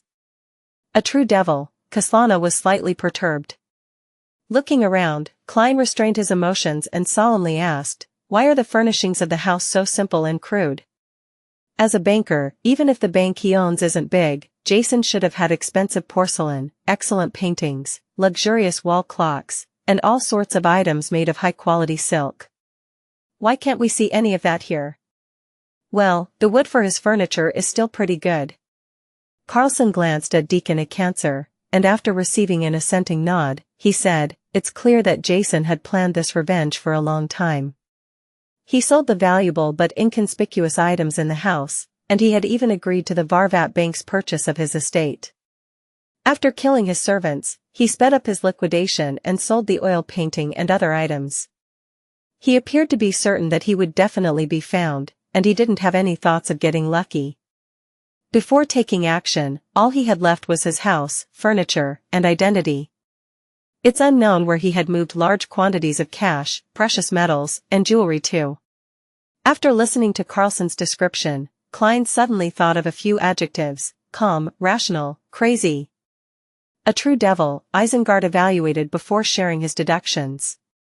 He is clear-headed and calm in his actions, but he has a strong crazy tendency and a spirit of adventure, which is characteristic of the past two deeds. Therefore, we have to be wary of him taking risks. Klein grasped the gist of Detective Stanton's words. Yes.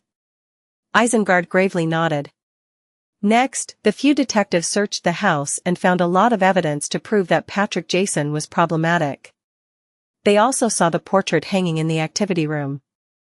It depicted a middle-aged man with tall cheekbones, blue eyes with a tiny of gray, ordinary facial features, and neatly combed hair. He didn't have any special features. At that moment, Xianxia came in and said to Klein and the others, "We found some items in a secret chamber that confirms that Jason Patrick had attempted to summon an even more powerful devil, but for some reason, he didn't succeed. And those items have confirmed his identity. He's a member of the devil family known as Beria, so his real name should be Jason Beria." "The Beria family?"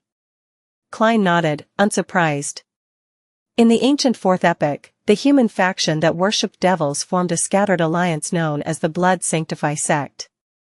This organization was internally divided quite drastically. The three great devil families of Noise, Anariel, and Beria were a tripartite balance of forces. Their ancestors once received the bestowment of the Abyss, and they worship an evil god by the name Dark Side of the Universe. They believe that he is the ruler of the Abyss and that he is the devastator of the world who would corrupt and degenerate the real world's entire universe. Isengard introduced to the unaffiliated Beyonders, Kaslana and Klein. Xianxia shook his head and added, "If a deeply divided organization doesn't eventually split, integration and unification are inevitable trends. Various situations and rumors indicate that the Beria and Anariel families have gradually weakened since at least 1,000 years ago, to the point of becoming vassals of the Noise family in recent decades. Well, the Beria family symbol is the abstract symbol combination of a pentagram and goat horns. Regardless, the Beria family is still an extremely ancient family with deep roots. It's no wonder Jason was able to raise a devil dog. Sigh, that's just one of the reasons. Another reason is that he owns a bank, even if it wasn't big. In the second epic, the ancient god that corresponds to the dark side of the universe is Devil Monarch, Farbati. Is there any connection between the two?" Klein sighed while feeling curious. After much searching, the three detectives and the Machinery Hivemind members could only confirm that Jason Patrick was the Desire Apostle, but they were unable to find the man's current location. On the pretext of getting help from others, Klein took a handkerchief that Jason had used during the devil summoning ritual, with plans on finding a chance to divine above the gray fog.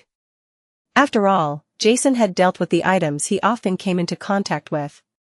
Shortly after, Xianxia came to them and said with a heavy expression, "The Nighthawks will be bringing that sealed artifact here.